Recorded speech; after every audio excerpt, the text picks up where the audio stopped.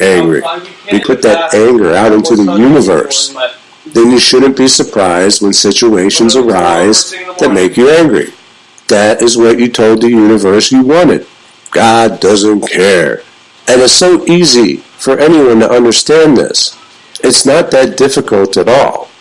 So why is it so difficult to implement it? Well, for a lot of people, they get caught in endless loops. So they'll put anger out in the universe. The universe will say, oh, I guess he wants to be more angry, so I'll give him a situation that makes him angry.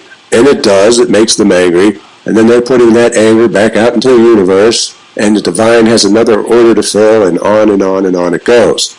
We're also not as complex as we think we are. We're very predictable, which is why polarization is such a useful tool for those in the know. This is why I can't get behind any movement to ban certain words that may be offensive to somebody because they're polarizing. Because to me, that's taking away one of my more effective magician's tools. With polarization, I can attract or repel. I can get someone to be for or against something or someone fairly easily. And God doesn't care. The principle of polarity is here to stay, and it is a natural law. While the masses rebel and wage war against nature, the magician adheres to natural law and benefits and reaps the rewards by doing so. Focus solely on what you want, never on what you don't, especially when the emotions are running high. We've all heard the phrase, God helps those who help themselves. Yeah, as above, so below. We've been given the ability to choose that which we focus on. And whatever it is that we choose, God doesn't care. The universe, the divine, doesn't care what you focus on. Whatever it is, it's always going to think that's what you want more of. This is why it's so important to focus on the positive. It's also why those who are in dire straits or not so well off can usually only turn things around by focusing on what they have instead of what they don't, and be grateful for it. And I'm not saying be satisfied with being dealt a crap hand in life and be happy about it. No, I say it so that you will begin to meet the conditions necessary to be able to turn your life circumstances around by breaking that loop of focusing on the negative. Sometimes people misinterpret what I say. They'll go, oh, I have a crap sandwich, and Frater told me to be happy and grateful that I have a crap sandwich. No, I'm saying be grateful that you have bread. Don't focus on the crap. Focus on the good of what you have. And by doing so, you will get better. And this goes for everything. Money, health, love, you name it. Remember, God's not going to save you. In order to do so, he would have to save you from yourself. God helps those who help themselves. You have to be the one to turn things around for you. And it all begins by what you focus on. And that will about do it for today. Remember to click the bell icon to be notified of new videos. Like and share this one if you enjoyed it. Follow me on Twitter at FraterXavier. And consider supporting the channel on Patreon, where all supporters get early access to Mystery School videos before they're available on YouTube. As of right now, Patreon is running like 3 weeks ahead of YouTube. So Patreon is the place to be for those wanting to stay current. And with all that out of the way, I will see you soon. Take care.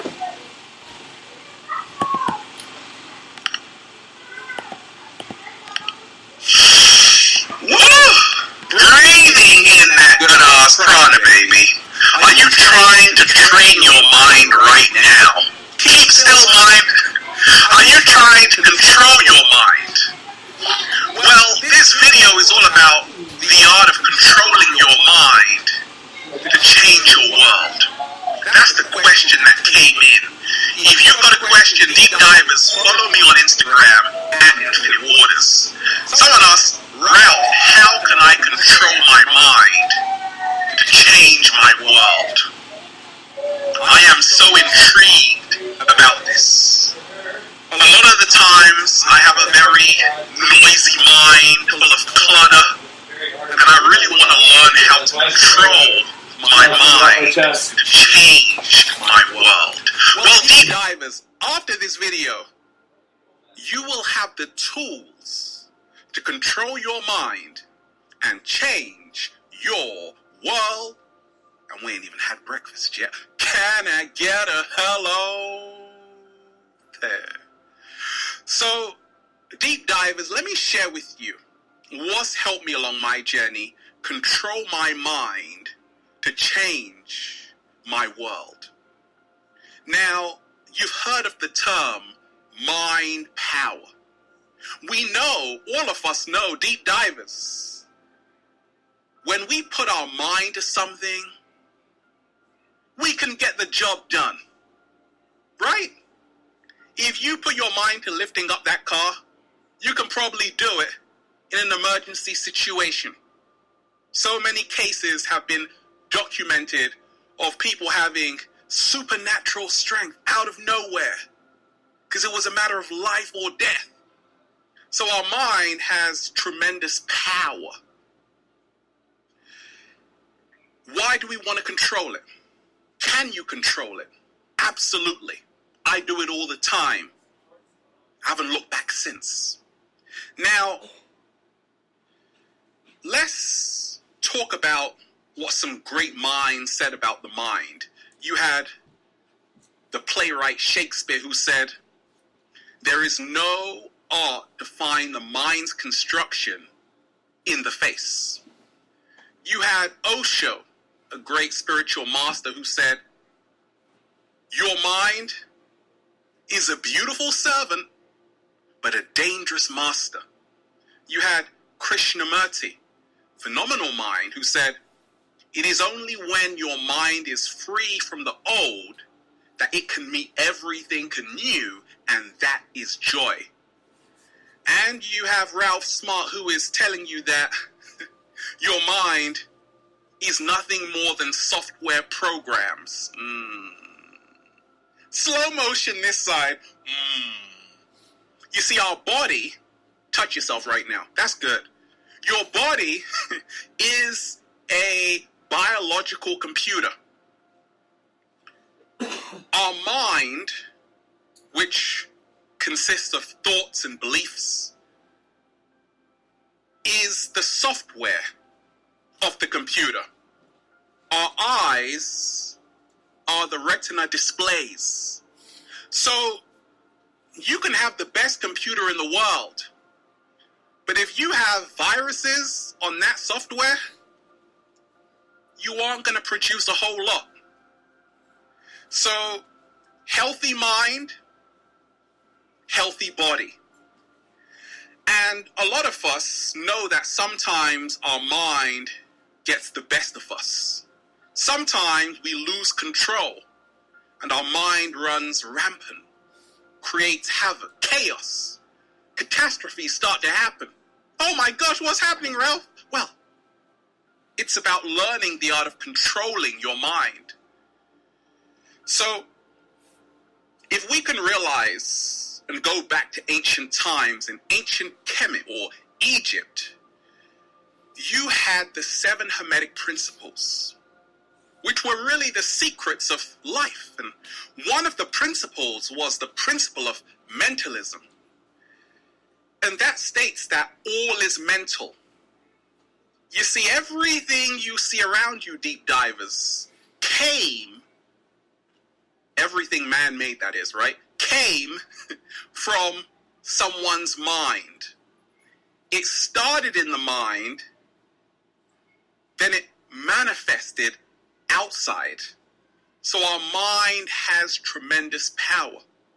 When I say controlling your mind, it's not about suppressing your mind, because suppression is depression. Whatever you resist persists. It's about learning how to work with your mind. There is a great African proverb which says this: when there is no enemy within, the enemy outside can't hurt you. Slow motion this side. So we have to learn how to make friends with our mind. We have to make our mind a beautiful servant. Now, we have the new mind, deep divers, which is the neocortex, okay? Rational thinking. But that's not running the show. That's not governing your behavior. What is the subconscious mind, the reptilian brain, that is governing over 95% of your behavior. And it is 1 million times more powerful than your conscious mind. You see, deep divers, to control your mind, to change your world, you have to get into the control center of your subconscious mind. Your subconscious mind is always alert. Your subconscious mind is always aware. Your subconscious mind is programmed through repetition. You see, a lot of us, we're doing the same thing over and over again, expecting different results. And to change your mind, to control your mind, to change your world, we have to have a new routine. We have to press pause on the old life and press play to the new life. We have to form new habits to reprogram the mind, and that's how you control the mind. Deep divers in ancient times, they said this: give me a child from 0 to 7, and I will make him a man, or I will make her a woman, because in those first 7 years of your life, you are downloading all the programs that create your subconscious mind, which actually creates your reality. So, your mind is a tape recorder. Your mind is always recording everything. Even when you're sleeping, your subconscious mind is always recording everything around you, taking in information. So to control your mind, to change your world, be mindful of your immediate surroundings. What kind of music is playing? Because you are absorbing that. What am I seeing? What am I seeing through the eyes? Because that is going into your subconscious mind. In Ayurvedic medicine, they said we aren't only eating through our mouth, we are eating through all of our senses. What? Slow motion this side. What consumes your mind controls your life. That is how to control your mind to change your world. Deep divers recognize today what is consuming your mind will control your life. Whatever you focus on grows. And we are turning into whatever we are tuning into, whatever we are paying attention to. They call it paying attention. They call it paying attention because when you focus on something, you are making an energetic transaction. Slow motion this side. What happens, deep divers, when you really want to do something? You have a pep talk to yourself. You're like, okay, focus. Keyword, focus. That's how to control your mind to change your world. Top athletes have to focus to perform extraordinary stuff, extraordinary tasks. They call it getting into the zone. Michael Jordan was in the zone in his prime. 100% focus. And now, when you are in the zone, you can control your mind to change your world. I used to work in a library, deep divers, when I was younger. And it would be so quiet, right? Because it's a library, okay? But sometimes people come in the library, they start talking really loudly, and people get really annoyed. They're like, I just came here to study. Because they are also trying to get back into the zone to control their mind to absorb that information they need to pass the exam. So to control your mind, you need silence. You need the mind to be still. And what I do every single day is practice meditation. I'm meditating every single day. Meditation is the art of absorbing yourself in the present moment. Wait a minute. Is it a coincidence, Ralph? The subconscious mind lives in the present moment? No, it's not. Because once you are in the present moment, you now enter the control center of your subconscious mind. You can now reprogram it. You can now control it to change your entire life. Deep divers, are you excited? Woo! I am. How to control your mind to change your world. You've heard the saying, your mind is a terrible thing to waste. You see, deep divers, our mind is an empty room. Deep divers, our mind can also be a garden. Your mind is a garden. But what are you growing inside of that garden? That's the question. What are you nurturing inside of your mind garden?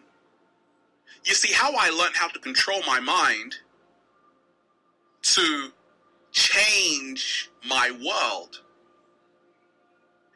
was to plant beautiful seeds that would go on to be beautiful trees. Seeds that become beautiful trees, right? Self-love, that's what I'm talking about, deep divers. That's how to start making your mind garden so beautiful. Now your mind surrenders to you.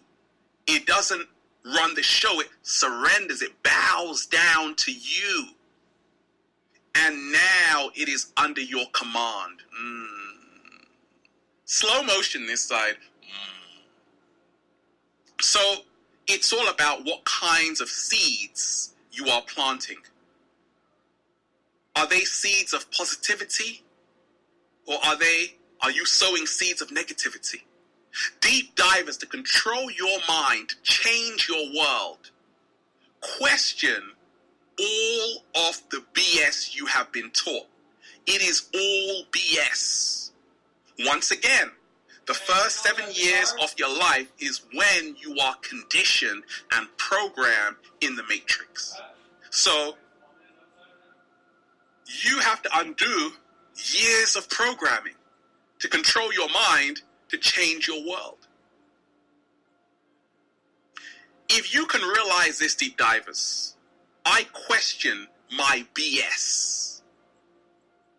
Belief systems. Slow motion this side. Question your belief systems. Who were you when you were a child? Go back to that being, because that was the more authentic version of who you were. To control your mind, to change your world, we have to start installing new software programs in the mind. Because the mind is a receiver and transmitter of information. If we can learn that most of what we have been taught is a lie, and we have to start installing beliefs and thoughts that actually serve us, now we are controlling our mind. We are changing everything internally, therefore changing everything externally. Once you have new thoughts, and we live in the world we are thinking of, once you have new beliefs, you have new software, and therefore anything is possible. Deep divers, how to control your mind to change your world. Have you heard the saying, deep divers, Word is bond. A great book, The Four Agreements. One of the agreements is be impeccable with your word. And this is what the ancients knew. In many African traditions, everything was oral. Knowledge was passed from one generation to the next through spoken word.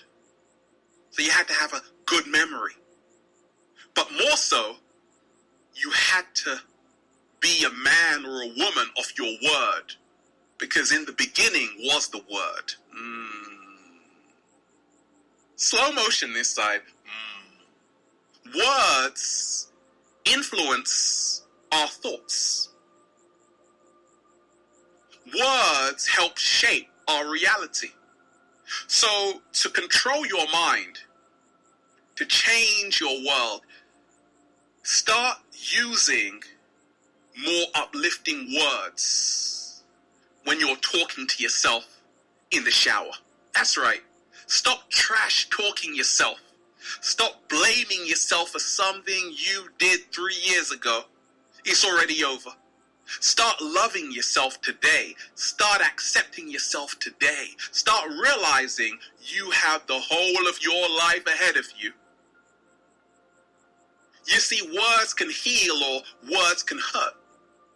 Words can help you create or they can help you destroy. What are you choosing today? Deep divers, to control your mind, to change your world, you have to become very mindful of every single word that comes out of your mouth. And then be even mindful of the intentions behind the words. Because all of that will influence your mind.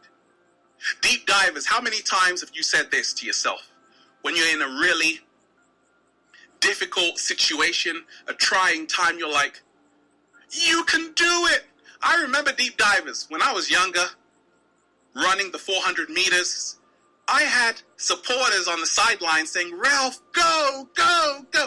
And all of a sudden, that helped me to control my mind to say, actually, I can do this. Then I started running faster. So, it's all about I am affirmations. And I love to do this to control your mind, to change your world. Recognize today the power of I am affirmations. I say this every single day. I am improving myself. I am not my past. I am healthy. I am rich. I am loved. I am worthy. I am grateful. By me saying all of this, I'm now controlling the way I think, deep divers. Therefore, I'm now controlling who I become in life. Slow motion this side. So you control your mind with the words you use every single day. Deep divers, how to control your mind, change your world. Realize that your thoughts are things. Your thoughts help create your reality. You see, thoughts are bits of information that create the software program. Bits of information that form beliefs over time. And that's why it's not easy to control your mind to change your world, because a lot of us, we have a fixed belief, a fixed way of thinking and feeling. And this is what the great Krishnamurti would often speak of. We have to let go of fixed ways of thinking, fixed ways of feeling. And we have to allow ourselves to be free. Deep divers, to control your mind to change your world. Realize this today. Your mind is not your enemy if you make it your servant. What? Slow motion this side. Every single day, realize your thoughts have power. Start to love your monk. Start to love your monkey mind, deep divers, right? Start to love your mind. Start to love your flaws. Start to love aspects of yourself you've never loved before. Because the more love you give to your mind, the more it will surrender to you. And then deep divers, to control your mind, to change your world, 7-day vegan challenge. A lot of people are going plant-based right now. And they're seeing that a plant-based diet can really affect the way you think about yourself and about everybody else. Happened to me along my journey. Been a vegan for over 14 years, eating a plant-based diet. And because of this, I have a whole new mind. Only because every single day I'm choosing to wake up with a whole bunch of grapes in my mouth full of resveratrols. I'm choosing to eat almonds full of vitamin E. I'm choosing to eat chlorella, complete source of protein. I'm choosing to eat beautiful vegetables, asparagus, fresh fruits, coconuts and pineapples. I'm choosing to do this because every 35 days, your body makes new cells from the foods you are eating. In other words, literally, you are what you eat. If you are eating junk, processed foods like I was when I was like 15, I didn't feel good about myself. And I was actually controlling my mind in a very negative way because I was eating negativity. You have a choice to eat positivity, foods which are life-serving, or foods that will give you a death sentence. What? Stop it, Ralph. Slow motion this side. Deep divers, how to control your mind to change your world. Our heart is everything. But living in this material world, a lot of us forget about the heart, and it's all about the mind. The ego lives in the mind. The ego lives in the mind. So I started to realize, I get it. I have to let my heart rule my life. Not neglecting the mind, take it with me as well, but the heart has to have the final say. And the more I began to follow my heart, trust myself, believe myself, I started to control my mind to change my world. The universe reveals its secrets to those who dare to follow their hearts. And that's how to control your mind to change your world. Every single day, we are feeding our mind something. You've seen the 3 monkeys. See no evil, hear no evil, speak no evil. Because your mind is a receiver of information around you. So I said, I get it. What am I feeding my mind? Life or death? Destruction or creation? To control your mind to change your world, deep divers, it's all about discipline. How many times have you wanted to eat all of those chocolates? Go on, admit it. All the time, Ralph. Exactly. But when you say, not right now, that is self-discipline. Now you are controlling your mind to change your world, and it's helping you in a very positive way. So 7-day vegan challenge. I practice intermittent fasting. Because once you starve the mind, now the heart can breathe again. Slow motion this side. You don't destroy your mind, you tame your mind, and you put your mind in its place. Deep divers, how to control your mind to change your world. Every single day you have a choice who you become. I chose this life, deep divers. This is not an accident. This is not a mistake. This is a life I chose. And that's how to control your mind to change your world. Say, I chose this. Say it really emotionally. I chose this life. Yes, you did. I am a hero. Going back to the I am. To control your mind to change your world, stop feeling like a victim. I'm a victim. Now it becomes a self-fulfilling prophecy. Start feeling like a hero. And realize that you can change your circumstances when you change your choices. I choose to be happy right now. I can choose to be angry. I can choose to be sad. The choice is yours, what you want to become in this life. And that's how to control your mind, change your world. Start realizing you have a choice. Start realizing your attitude determines what you will become. A lot of stuff happens to all of us.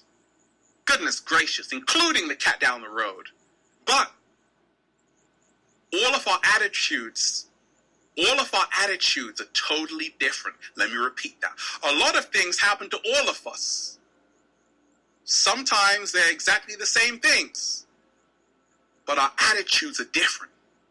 And your attitude is your power of how you control your mind to change your world. A conscious attitude of not just reacting to everything, but responding is how to control your mind to change your world. If you can realize this, deep divers, there is something called epigenetics, and that is how our perception can alter our DNA.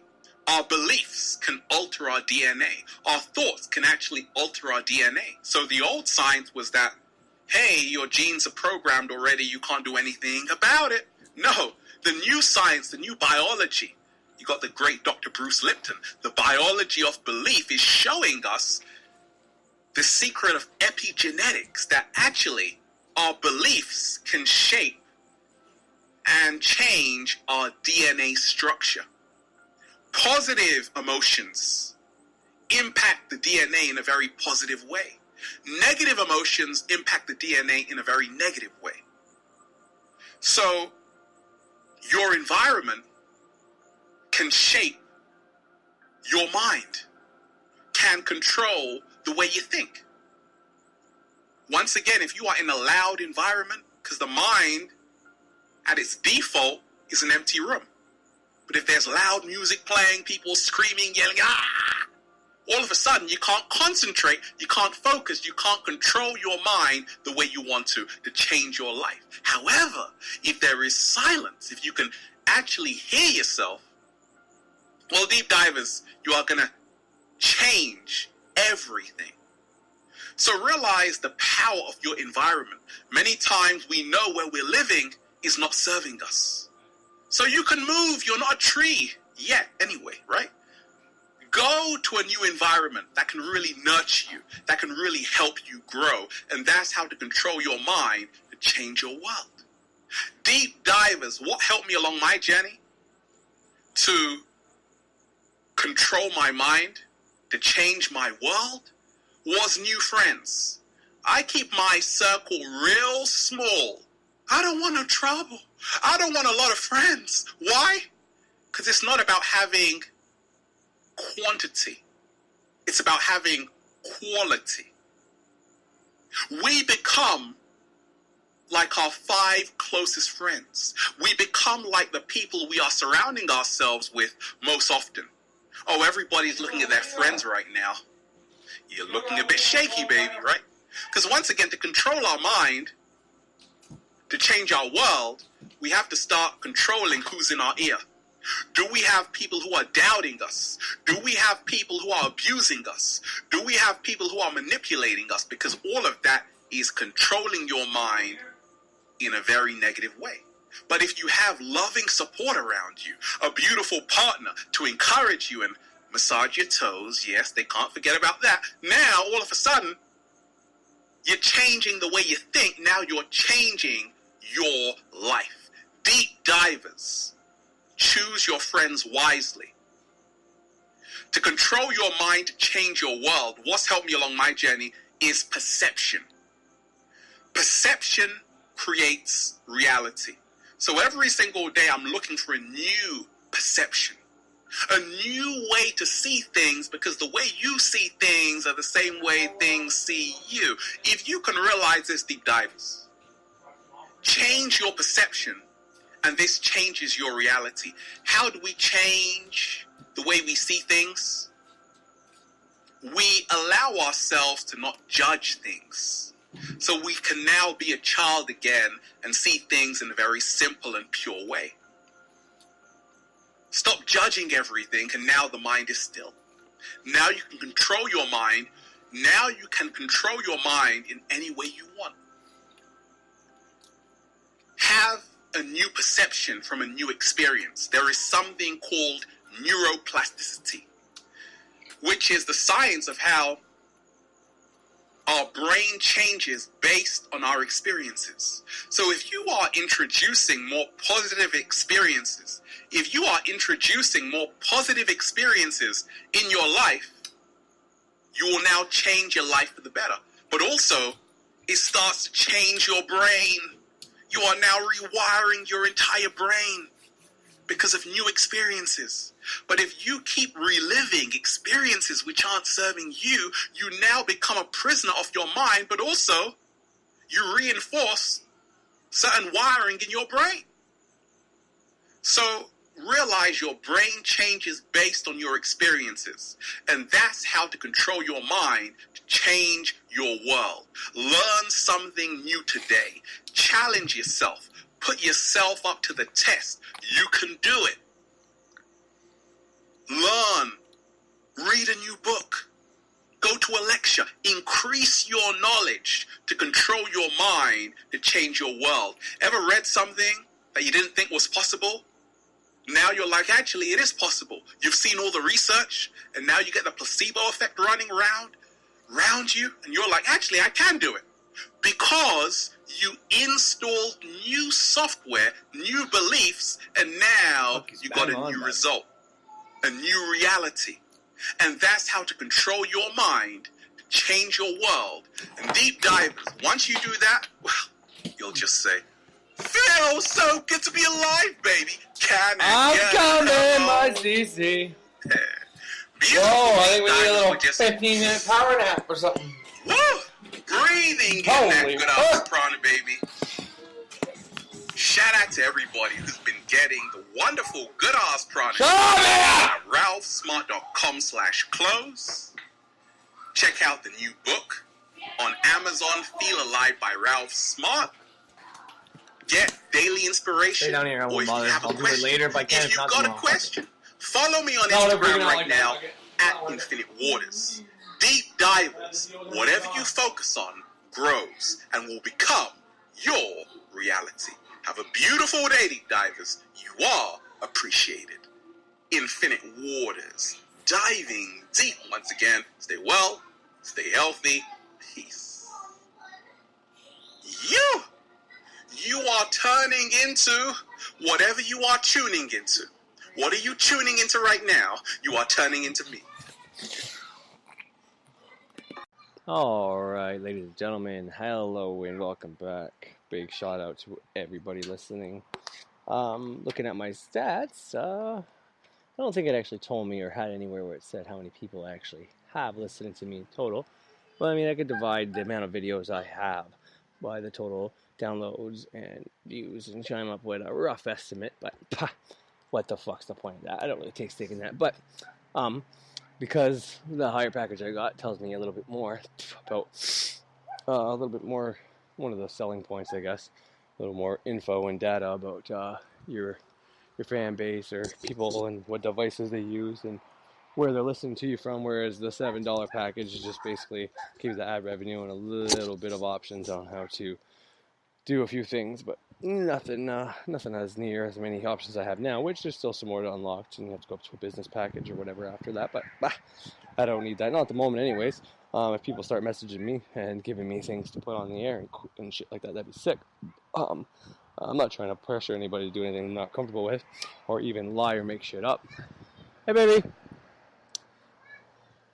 Buggy! Owen, can you get it out? Sorry about that, daughter. Son in the pool in the rain. Very light rain. But I don't know if I ever hit on this, but snow or rain are from the sky. Sky is from the wall, from the ocean. Ocean.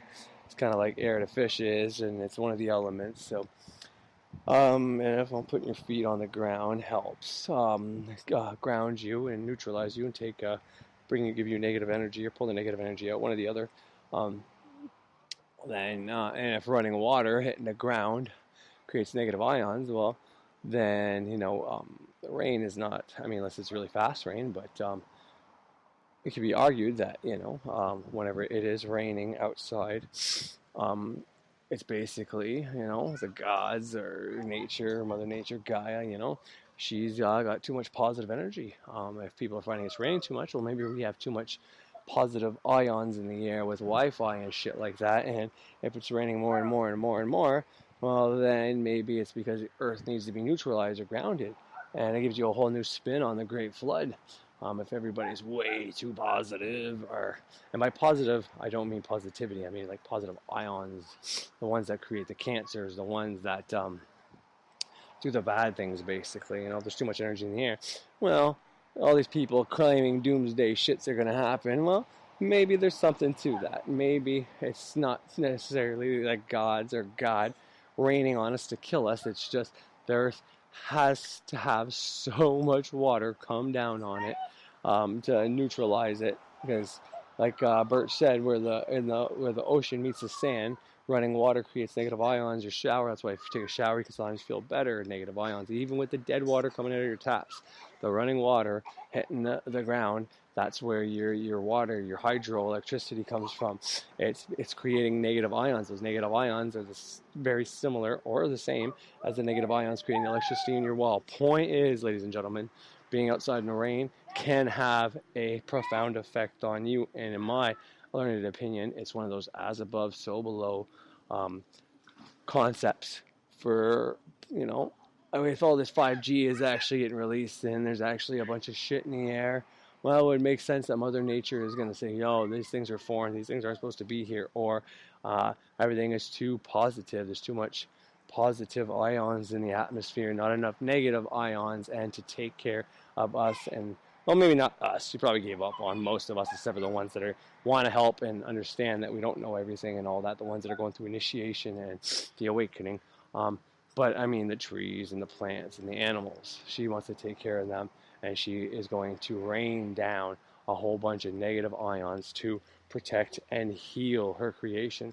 Here in Canada, we get snow in the wintertime, which is basically solid rain, and it lasts and it stays on the earth. So it's my learned opinion that here in Canada, where people make fun of us in movies, and we have we are more liberal, we have a lot more holidays in some places. There's a better sentiment maybe up here than maybe the States, maybe Russia. I don't know, I've never been to Russia, and I've only been to the States a few times as a child, so I can't tell you from experience. But going by what the movies say, there's a lot of different little jokes about how we always apologize, or we have cheap health care, or if we have free health care, we have cheap meds, and we have really high percent of alcohol, and blah, blah, blah, blah, blah. But maybe it's because we are in complete balance, or at least our ecosystem is. Because in the summertime, we've got summer, and it's hot as fuck. I mean, to us anyways, because we go from cold to hot. But I mean, this summer we've hit the plus 36. I mean, that's normally mainly humidity. 38 actually was the highest so far. We had plus 38 with the humidity. I think it was 32 degrees. With the humidex, it was 38 degrees. So that's pretty hot. I don't know. Places near the equator probably get a whole lot hotter than that. But for us, that's pretty hot, because this winter we also hit minus fucking 36. Well, 34 and 36. And they had to cancel schools because it was so fucking cold. And like I said in a previous video, that's the first time that ever happened. But our polarity is evenly matched. The weather is evenly matching itself. It's getting just as cold as it is hot, which is cause and effect, which is your pendulum. It makes sense. If it gets so hot, it's going to get so cold. I want you to get in there, though, when she's doing that, please, okay? It's okay. She needs more practice on the ladder. I don't want to see her get hurt. I don't want to see her fall. But if I tell her no ladder, she's going to freak out. And the only way for her to get better at the ladder and not fall is for her to practice using that ladder. Sorry about that. But yeah, cause and effect in the pendulum. As poor as you're going to get, it's going to be as rich as you're going to get. diseased and unhealthy as you're going to get means is you're going to, if you get through it, if you don't end up stagnating and dying, you are going to become healthy and maybe even be able to heal.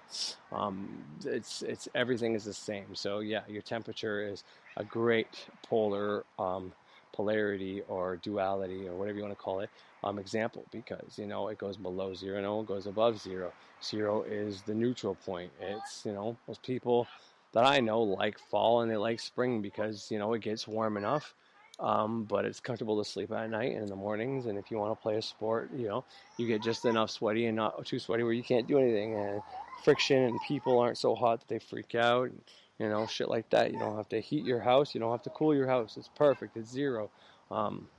But anyways, so yeah, here in Canada we get snow everywhere, and I've told you guys before, in the wintertime, if I can't ground, or I try to ground as much as possible, and I use different ways like salt and water in a bath, putting my feet just in salt and water. I use all my visualization techniques. I use the plants ground in the house that I take from the ground outside before the end of the year. All my inside plants, they might have regular ground sometimes that I buy from a store, but for the most part, and where we get our ground is actually ground from the earth, or so they advertise it to be, but there's no way to know that for sure unless we inquired about it and they actually answer truthfully. But point is, I grab ground from my yard that I want to ground with, that I used to ground with. That's only specific spots that I use more often, but for the most part, now I just walk around the yard playing with the kids with my shoes off and shit like that. But I'll bring that in the house and use that, whether it's my hands. Sometimes if no one's home, I'll put the biggest pots in the ground and sit on a chair and just kind of lay my feet on there a little bit, and ask and whoever to do whatever.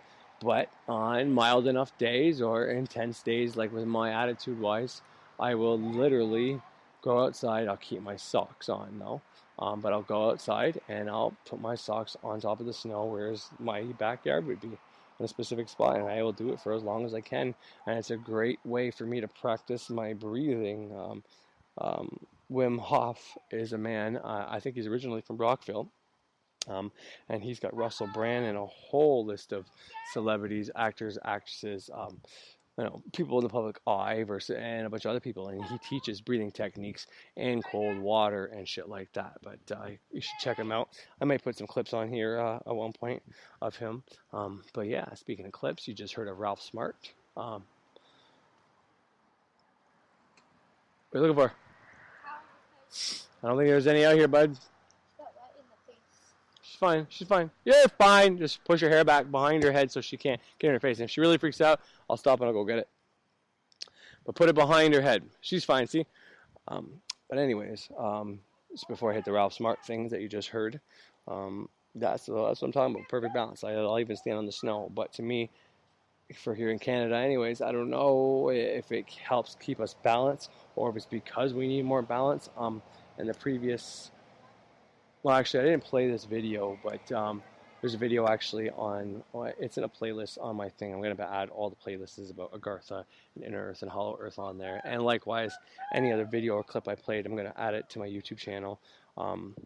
If I can't actually put it on my channel or in my videos or on a playlist, I'll record it. So this video I'm talking about right now, I recorded it, but it was only letting me do 15 minutes today, which is weird because my speaker episodes go on there that are 3 hours long.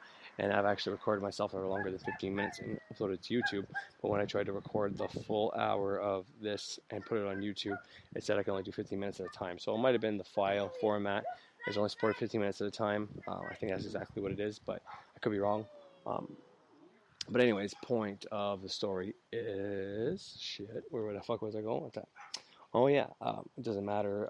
The story... The video I'm talking about is against Agartha. It gets in the NWO and Hitler and the Nazis more than anything, and they've got a very polarized perspective on the Nazi Party being in Inner Earth and New Berlin being there, which, there's definitely a possibility of that, and there's definitely a lot of data and true facts out there saying that could be a possibility, and they equate all the flying saucers coming out of the Earth to be the Nazi Party that destroyed Admiral Byrd and this and that and the other thing. So take that for what it is. Like I said, I like Admiral Byrd's story and his diary entry and all that.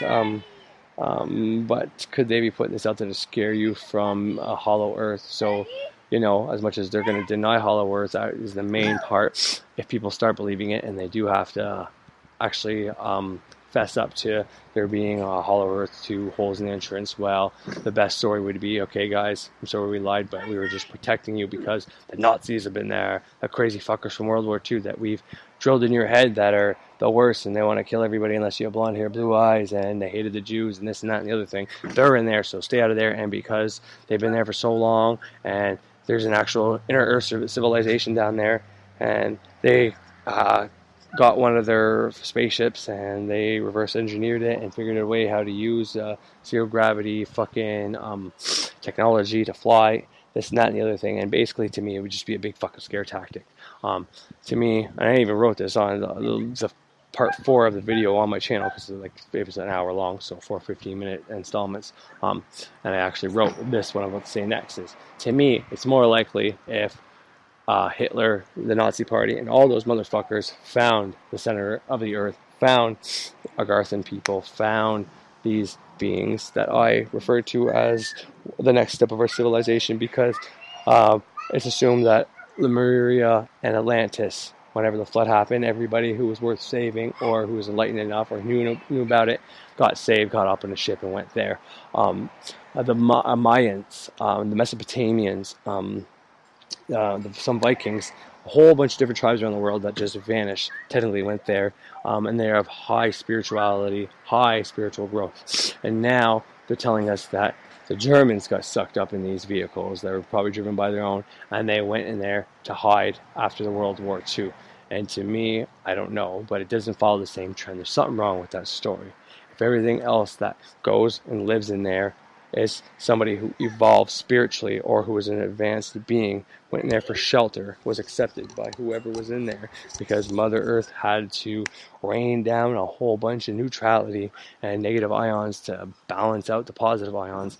Well, if that's the case, then Hitler would not be the type of person who was spiritually advanced, unless all our history is wrong about Hitler. And I'm not going to touch that because I don't want people angry, because grandparents or other family members either died, was tortured, and or in. So I had a grandfather that fought in World War II, and this is a subject I wouldn't touch either, because I would not want to disrespect his legacy.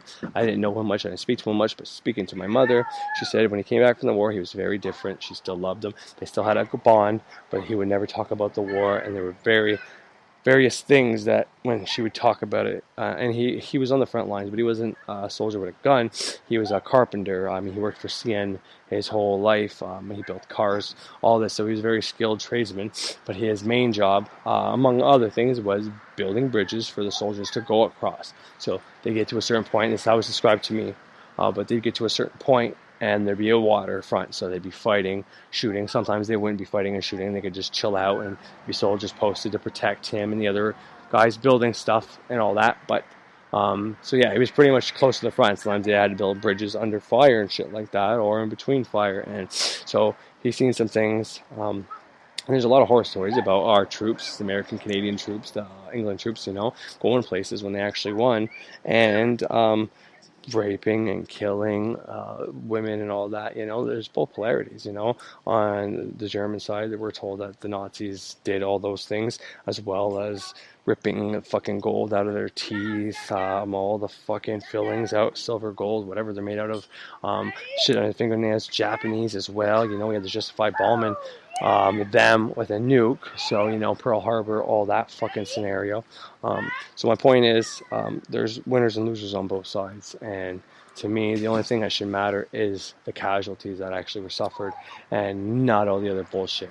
Because yeah, we should honor all the soldiers, and I'm not even talking about just ours, I'm talking about the other ones too, because the first places that Germany invaded was Austria.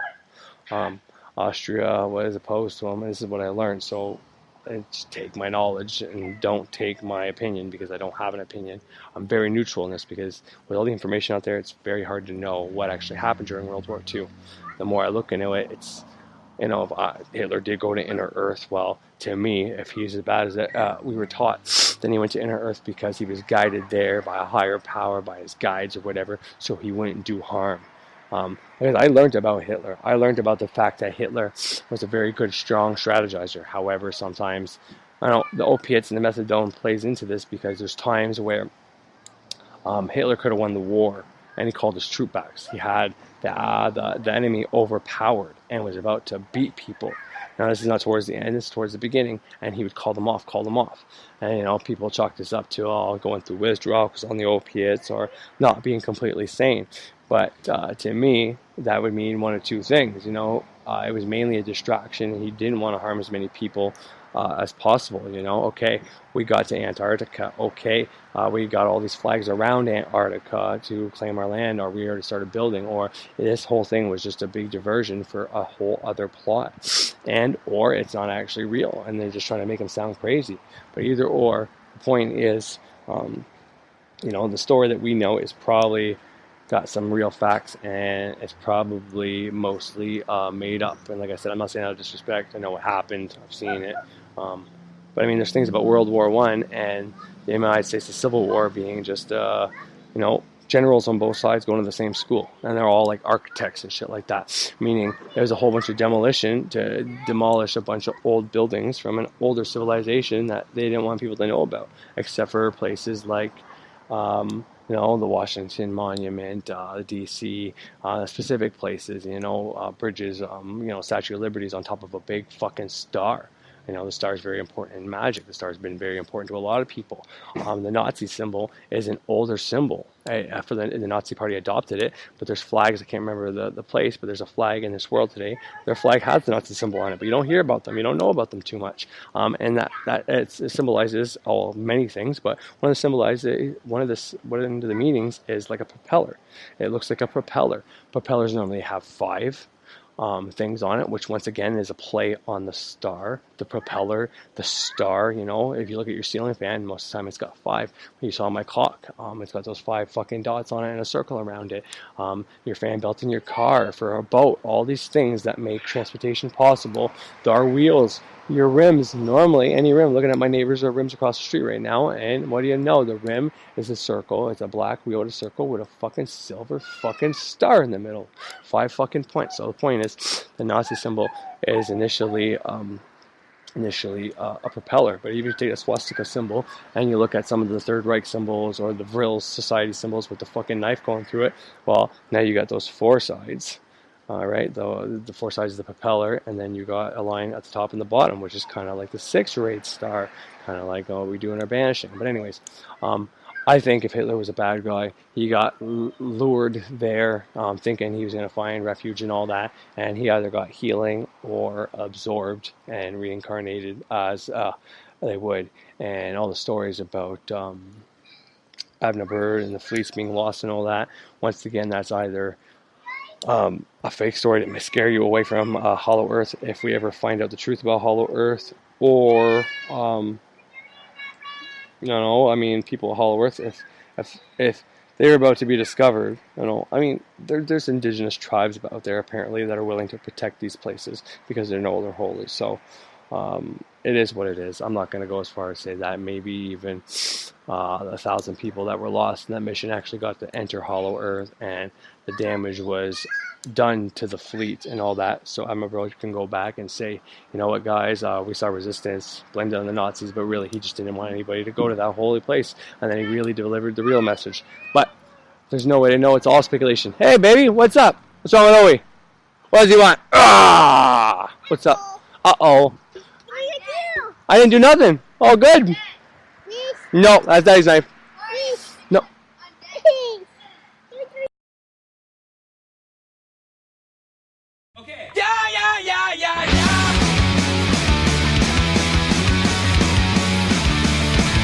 Day after day, your whole life's a wreck. The powers that be just breathe down your neck. You get no respect. You get no relief. You gotta speak up and yell out your creed. So back up the rules, back up the job, 'cause I'm sick of not living to stay alive. Leave me alone.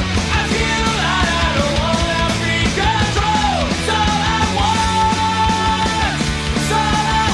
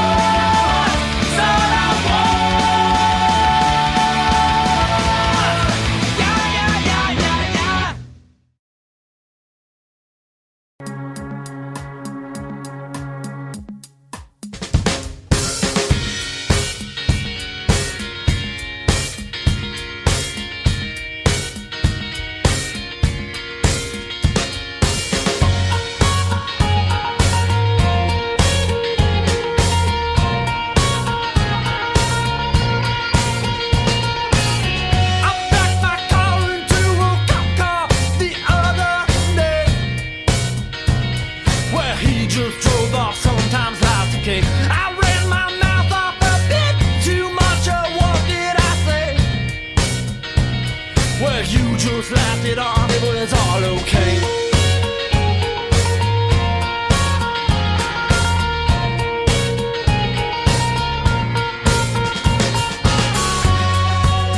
And we'll all float on, okay. And we'll all float on, okay. And we'll all float on, okay. And we'll all float on anyway. Well, I bet you make you took every last dime with that scam. It was worth it just to learn some sleight of hand. That news comes, don't you worry, even when it lands. Good news will work its way to all them plans. We both got fired on exactly the same day. Well, we'll float on, good news is on the way.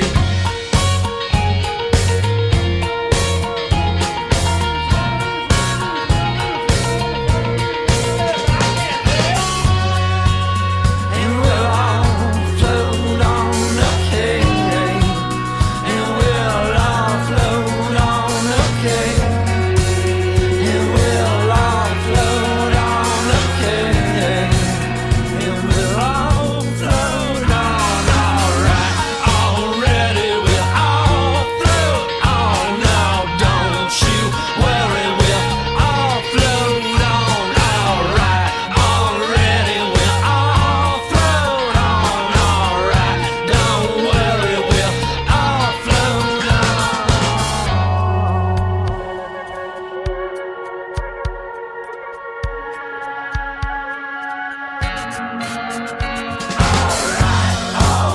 And we'll all float on, alright. Already we'll all float on, alright. Don't worry, even if things end up a bit too heavy, we'll all float on, alright. Already we'll all float on.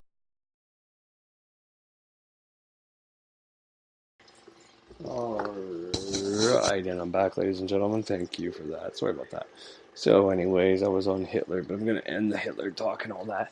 The point is, I'm gonna have more than one episode on there. But at the moment, I have one other documentary that I didn't put on. But all the videos I put on about Agartha and Hollow Earth are going to be on my YouTube page very shortly. And also, I'm going to try to put on any other video or book that is on YouTube in a playlist on my page. And any other ones. I mean, I think I gave links for the most recent ones, but anything else, I'll try to link it to if there's a link somewhere else for it. But yeah, so Hitler, if he was bad as everybody said he was, then to me, he went there and he got healed or absorbed or whatever the case is, or never made it in. And whatever we're hearing or seeing or going on is just something else completely. And they're just trying to switch a perspective. Now there are people coming out who came out and tried to help. The diary made it what he is. I heard today that it was his nephew and not his son. So I may be an empath and I might feel energy all my life and I might resonate and think what Bird said is true, but it might be a half truth. It might not be the full truth. Who knows? And maybe it's my body telling me there's something to this and I need to do more. I need to do more searching or whatever. I don't know. But what I do know is that I don't look into Agartha or Hollow Earth or any of these theories too much because, yes, you can find a lot of information, but then you start getting people's perspectives and, as much as I'm depolarized, if I start listening to something too much or, I feel like I can pick up energies off of a fucking screen. Like I've told you, watching the movies, I get emotional. So it makes sense that watching YouTube, listen to somebody, if they're coming up with valid points and I look at their research and it's valid research, well, then I'm going to say, oh, well, you know what, this guy, I can resonate and respect. I can respect a person like that. That's why I put Woodward TV on there, even though I don't watch him because it's all negatively fueled shit most of the time. He's got some positive videos on there. For the most part, it's telling you what to watch out for. He does tell you not to watch what you focus on. He's got some good information about energy, and I do believe he's spiritual and all that, but I resonate and I respect him because of the amount of research he puts in, and he's not just regurgitating other people's info. He's going above and beyond and giving you good info and well resourced and well cited, and it gives the people respect that he gets his info from. Ralph Smart, I like when he cites the people he learned from, like he talked about alkaline, somebody, and maybe in the video I put on today, maybe yesterday, I don't remember, but the doctor. He also mentioned the other doctor, Bruce Lipton, which is one of Greg Barden's buddies, one of the three amigos. Bruce Lipton is amazing. If I have a clip on here, I'm going to put that on there as well, on this episode as well, because I feel it has to do with it. But point is, what you focus on, you bring about. So I'm not going to focus on Agartha and all that. I put that out there. I put those 3 videos and then his interview just for you to get an idea. It's mainly for the pagan aspect, the paganism, the earth is alive. The video that I'm talking about this whole time, I never even hit what I was supposed to hit on. But anyways, there are things online that say our globe is upside down, that South America, the Antarctica is actually the top. The South Pole is actually the top, and North Pole is actually the bottom. Now I know true north, is something that does change. The most brightest star in the sky, the north star in the sky or whatever, I forget the name of it, but that also changes. The Palladius Plactus, I forget the name, but Palladians is a type of alien that a lot of people talk about, but they have a, wow, that was weird. They have a star system up in the sky. It has to do with Taurus, believe it or not, which is kind of cool, which I really like. Taurus is around or within that, or connected to it somehow, or very close to it. But, we can see those very well from where I am. The northern lights can also be seen sometimes, not from my hometown, but if you go to the outskirts, the countrysides right around my hometown, like half an hour away, 45 minutes away, depending on the night and the smog and industries around. But you can see the Aurealis Borealis, or Aurea Borealis, I forget the name of it, but it's the northern lights is what it's called. And the northern lights are not, they say it's coming actually from the center of the earth. It's coming from hollow earth. It's coming from inside the internal sun, and there's no way to prove that or not. But I do know, like, all the rays are, UV rays, cosmic rays, photon belt, is because we're in the photon belt right now, which is part of the reason why everybody's saying global warming. But I think I put a video on here, and if I didn't, I should. But it's Greg Barden showing you that the earth goes in cycles continuously. And the cycle we're in right now is the hottest point of the cycle before an ice age happens. And it doesn't go full ice age right away. It's a slow, gradual thing. But we're heading into the ice age part of the cycle. And I like what people think. The ice age is not something that, maybe without electricity and shit like that, it could kill people and transportation and heat and lights and all that. But where we are today, I can't see it. Now there's a lot of info out there saying they were more advanced back then than now. That's all up to you to make up your mind about. There's no way to prove that. But a lot of these things are facts and proven through looking at ice. How long the ice was there, how long the ice was formed, and how they figured that out now. I can't tell you for sure if that science is completely 100% accurate or not. But I trust Greg Braden. Even if he is telling CERN is making black holes and shit like that, he'd be an idiot to go in there and say what I said, because he would lose a hell of a following and all that. And I'm not saying they aren't or are. I'm just saying, to me, it's one of those things that are going to eventually be an excuse when disclosure is happening. A lot of these things we see, what they're making us focus on is part distraction, part cop-out excuse story. This serves as both. That's all it is. We were going to the fucking moon and shit when Admiral Byrd was going to Antarctica and doing all this shit. Why do you think that is? Why are they having us still focus on space so much? Going to Mars and shit. When we haven't even... It's because they're trying to divert our attention. Why is CERN such a big deal? Well, they want people to think that we're going to fuck ourselves up in case we actually do, or something happens, or, and they can blame it on CERN. If they actually do something ridiculous or piss off the people in our Earth to the point where, none of us know about it, but all the upper-ups know what's going on, and they piss them off. And there's something bad that happens because of it. This is just speculation. My point is, and they can just blame it on, CERN blew up. That's why half the world's dead. Sorry, guys, won't do it again. My bad. And everybody's like, we knew it. CERN was bad. CERN was bad. And, apologies will be made, and people will supposedly go to jail. It's just half cop-out, half distraction. That's the polarity of the media. They're distracting you, and they're creating excuses for shit for you to keep focusing on it, so that when the time comes, they can use it to yeah, you guys were right, yeah. But they're making you focus on what they want you to focus on. So even though they're going to say you were right, they're telling you you're right about what they wanted you to think you were right about. It's not the actual truth. They're telling you, you know, if we prove the moon was a fake landing, once again, it's going to be, oh, sorry guys, you were right. Yeah, we never went to the moon. We never left this fucking rock, you know, our bad. It's one of those things that they don't give a fuck, because the moon thing was a distraction. It served its point. People were focused on that, not focused on anything else, certainly not focused on manifesting their life or their reality.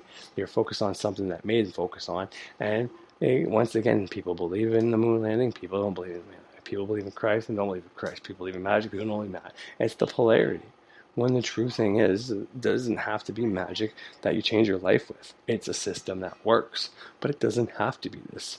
Whatever you decide to put in your subconscious mind, and you can say, eating spaghetti for the rest of my life is going to make me healthy and rich. And if you say that enough times and make affirmations about it, you'll end up fucking somehow making a spaghetti noodle, or making a sauce, or making a store or a restaurant. Somehow you will become rich from eating that spaghetti, is all I'm saying. And I know that sounds ridiculous, but I really believe in that. I don't think anybody would do that, but I'm telling you, you could program your mind. And if you say something every morning like, I'm rich, I'm healthy, I'm happy. You say that every fucking morning, you know. After a fucking, probably 3 months, if you only do it in the morning, you're going to start feeling happy, healthy, and rich. And you're going to start acting like it. What you say, what you feel, what you do, what you think, you know. All of that is how this shit happens. And that's kind of why I put him on there. But I wanted to give a little disclosure and a little more feedback on, you know, my opinions of the shit I put up yesterday. I don't want people going around thinking I'm a big hollow earther and I support hollow earth movement and all that. I don't even know if it's a movement. But like I said, that one video I watched today actually had a hollow earth society, and there's a certificate picture of it. I don't know if that's accurate or not.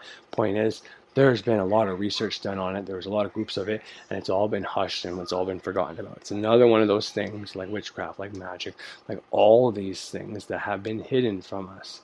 You know, we believe in earth spirits. We believe in fucking fairies, fire spirits, water spirits, you know, all these different kind of fairies that come from those things, which are basically, in my view, part of the elements or elementals. I don't know what you want to class it in. The elemental, as I learned it, is the spirit of the elements. So, you know, if you say the fairies are the element, well, the elemental would be like their higher self and all that. Or if the element is actually the water in your tap, the rain that comes down, the oceans, all that, the water in our body, that's the water element. That's all the water element is. And then the elementals are you know, the whatever spirit, whatever fairies, whatever are in the, I guess I'll say a startup coven, but a bunch of flaky people, and never worked out. I mean, I wasn't the priest, high priest or anything like that. I was just learning, and I'm not judging, but I ended up knowing not about witchcraft per se, but I knew more about the magic and the magical mind. And I wasn't doing it to hurt anybody or piss anybody off, but maybe I wasn't as balanced as I am now, and it, you know, created some conflict and some issues, and you know, I simply said, all this shit I'm telling you is what I learned from Birch and Frater and the Kabbalion. I mean, if you didn't look at those sources, well, then where are you getting your info from? I mean, what you're saying, some of it's true and some of it's just bullshit. Like, and it just turned out, I mean, no way to prove, you know, he says he's this and that and the other thing, but to me, he was just on New Age sites and decided to try to make a coven. But anyways, that's besides the point. But the point is today, bad time. I had inmates and the knowledge come to me about what to talk about. I kept trying to make a video about the elements and emotional blocks and mental blocks and sexual / you know, passion and creativity blocks. And then I need to come online. I finally had the insight, you know, and just being caught or something like that. But okay, my wife just got home, so I'm going to come back on, but just give me a few minutes, try to go to a song that I'm going to get another copyright claim for. Yeah, I've been getting copyright claims from the get-go. I mean, on YouTube anyways, so I am not available for monetization on YouTube, which is fine. But I actually got an email about Die for Your Government by Anti-Flag. I don't know who flagged it, I don't know what happened. So I think I removed the song off of YouTube. I went to change the song, and there was an option to remove the song. Then when I put it back on, it's got another copyright claim. So I don't know what's going to happen, but I'm not too fucking worried about it. But anyways, I'll be right back after the song. Alright, ladies and gentlemen, welcome back. Okay, so I gotta be honest, last two clips you heard me talking was actually almost a week ago. I recorded these, well, actually, probably about 4 days ago, I recorded those.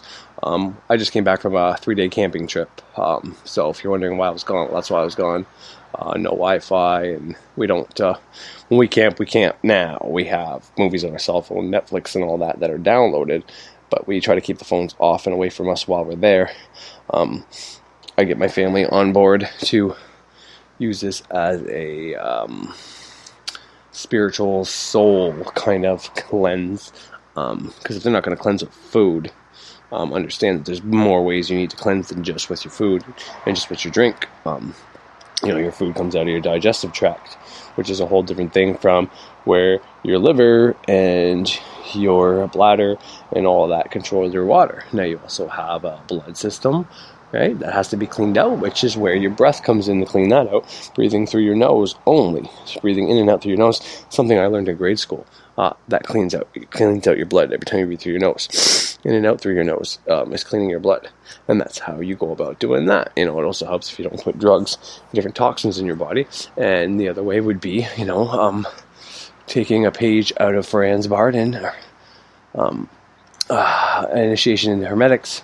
He talks about, using, I've talked about this many times, and I made a correspondence to, and I hope I don't offend anybody here, but, I've said it a few times now, but why, men get more distinguished as they get older, not necessarily look better or get looking younger, but they can get more distinguished as they get older, whereas women, tend to have more wrinkles and stuff on their face. Not always, but you'll see this woman from far, and she'll have the nice blonde hair. She's dyeing her hair, and her legs are nice, and she kept in shape.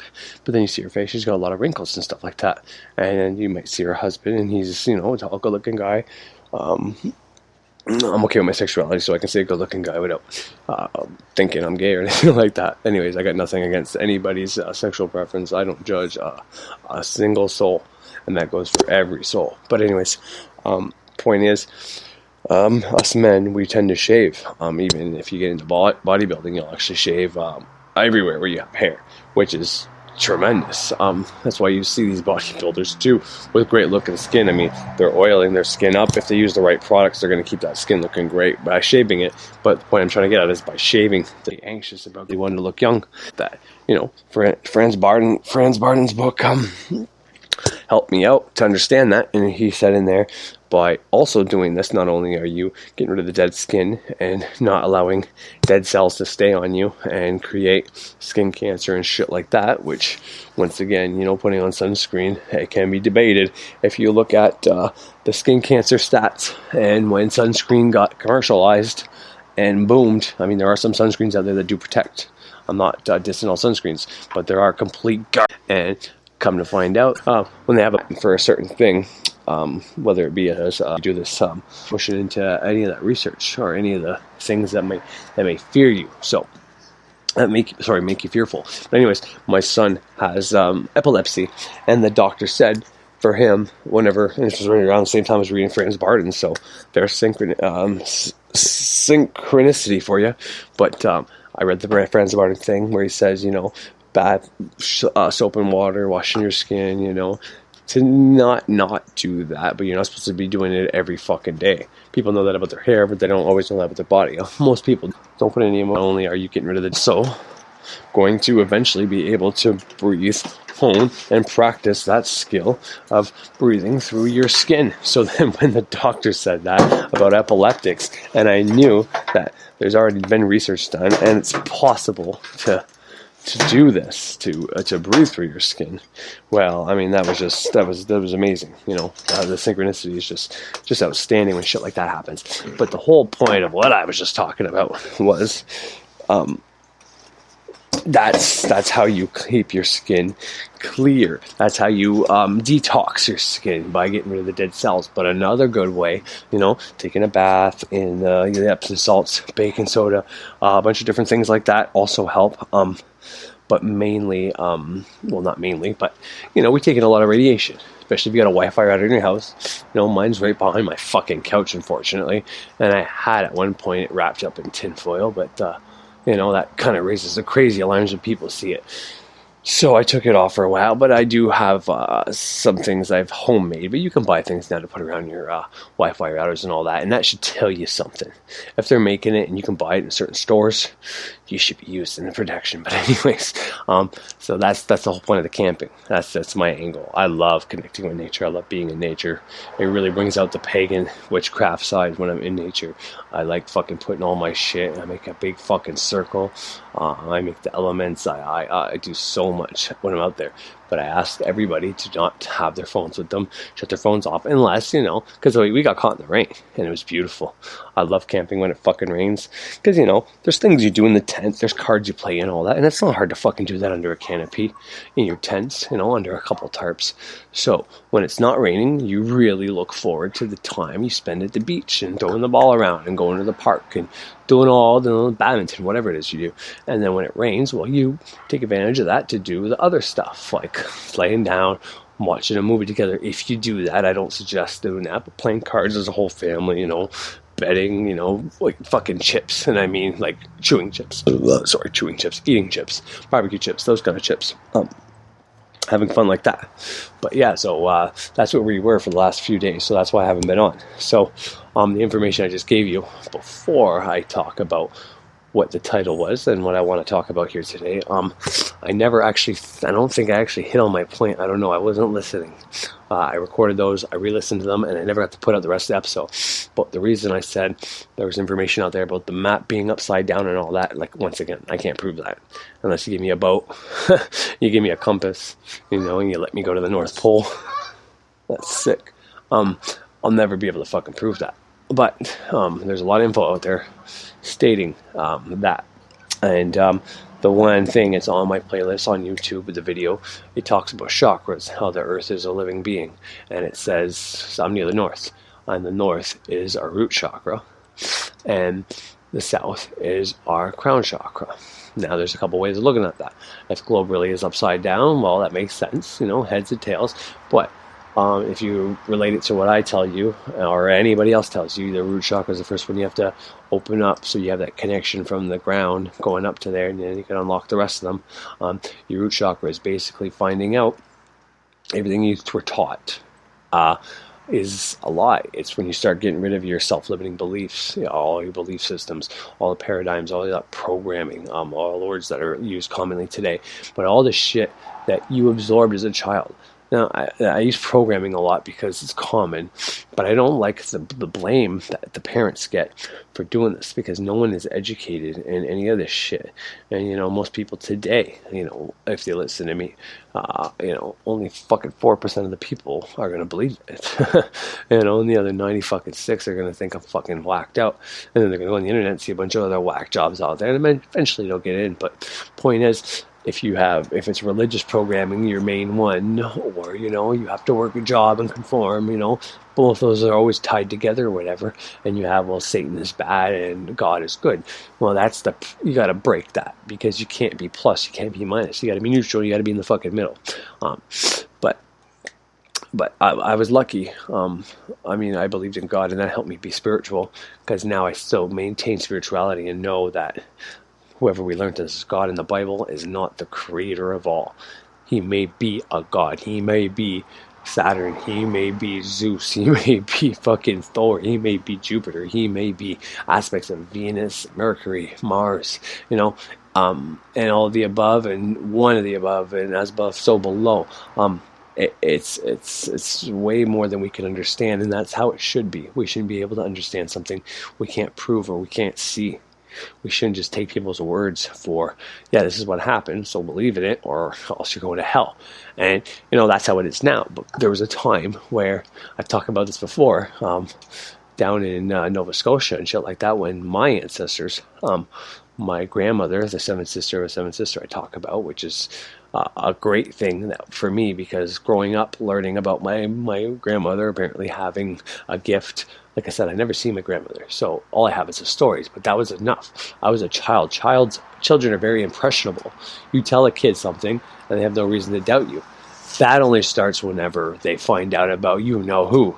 And then their dreams are fucking crushed. And that's also on purpose, not by accident. But anyways, prior to that, they believe everything you said. And to this day, I believe that. When I was told about my grandmother was real, that she healed her friends, that she had premonitions, and she read tea leaves. She was a seventh sister of a seventh sister. They also told us stories about crop circles in their yard. And when my grandmother used to tell me about the Palladian star system right above the sky, she called it something else, but it was the same stars, the seven sisters up in the sky. And that's not a coincidence that she was also a seventh sister of a seventh sister, and that they've had crop circles and this and that, and then she had powers. I also touched on seventh planet is Saturn. He's the ruler of this realm, and to me, that's one of the reasons how I justify it, anyways, in my head, that the seventh sister of a seventh sister has power. Now, we're at a time in our evolution where you don't have to be a seventh sister of a seventh sister to have, and in fact it's been proven that everybody has these things. However, at that time when there wasn't internet and wasn't so much communication, and there was a lot more persecution, there had to be only certain people that got these things, probably. I don't know. Our creator's rational for this, and I'm sure there's a reason for everything, or, it's maybe not for me to comprehend or try to comprehend. But the point was, whenever her people she descended from were actual witches. I forget the name of the coven, but it's in one of my episodes, so if you want to look it up, go for it. And they fled from the church, from England. Well, not England, it was actually France. And they came to Nova Scotia. Maine is very close. Whenever you come across somewhere down there, I don't know that, to be honest, but I know it's around there. And that's why Salem is very popular witchcraft, because that's where a lot of them hid to. The ones that didn't get burnt or sent back or killed or whatever. But they also forced the natives that were there to become Christian, because at that time, if you wanted to be considered a human being and not slaughtered like an animal, then only people who were Catholic were human beings. So you had to pass the test. But they didn't want to teach these people stuff. So the ones that had already taken the test or had the knowledge, or, there was a good soldier there that actually didn't want to see people die, told them the answers or whatever. Well, they had to keep passing on that knowledge, but they kept their spirituality. These are the natives from the Nova Scotia, New Brunswick area here in Canada. They passed this knowledge on through their traditions of their actual beliefs. But they had to learn Hail Marys, and they had to learn Jesus, and they had to have a cross up in their house. But these are things they weren't told. They were supposed to just intuitively know. And that was a note once again, well, if you don't intuitively know about God and Jesus, well, you must not be a Puritan. So come here, animal, and let me slaughter you and steal your fucking land. And that's why they don't pay taxes to this day. There's this line about us pushing them off our land, and that's a little less intense. A lot of people still think that's repulsive, so imagine if they really know the truth, or the whole truth, I should say, because, they forced them off of the land as well. Yeah, okay, you get to live, you get to consider yourself a human, but you don't get all this land, you just became a human, so fuck you. That's why, it's real dickish. But anyways, that's a lot to, I'm way off the topic, so... but your root chakra basically is your heaven or hell, or, the fear of not having a job and conformity. That's your polarity, basically. And those two are tied together, and that's what I had as well. And I am not working, nor am I poor. I'm still maintaining my house and 2 cars. So you tell me if this shit's real or not. But my wife isn't into the same stuff I'm into. However, I've been getting through to her on the daily, and we did this camping trip. It was all around baseball, because my son wasn't going to be playing this weekend, and they're going to Welland, which is close to Niagara Falls. From my house, it's about a 6 or 7 hour drive. It's past Toronto. And, she didn't want to pay all that money just to watch her son sit on the bench, and they had more than enough spares, so we took the money and we took the kids somewhere. I'm not saying I'm fucking well off. I'm not saying I'm rich, far fucking from it. But, we do all right, and we pay our bills, and we're maintaining it, and we're fucking happy as hell. So that's all that really matters to me. But But so we took the kids out and we went camping and all that. But, we spent a lot of money, more than we should have. And, my wife said, she gets a child support check from the father of the two boys. He's on disability, so she gets $50 a child, which is very low, which barely covers the milk we spend in a month. But, every little bit helps, especially whenever we were low on funds. And, that was enough gas for the whole weekend to come back and forth. And, because the dog wasn't allowed to the campsite, which really sucks. I hate not bringing her, but it is what it is. So I had to come back and forth and let her out and all that. So it normally comes on the 11th. And she said, you know what? All day on the 10th, this is what she told me anyways. From the moment she woke up until about 2 o'clock, 1:30 before we left, she was saying in her head, it's coming in today. It's coming in today. It's coming in today. And right before we left, the mailman came and brought her to check. And I'm actually surprised she told me, because she's not really big on the whole, me being right about, law of attraction crap and all that, which I don't believe in the law of attraction. I believe in the hermetic principles.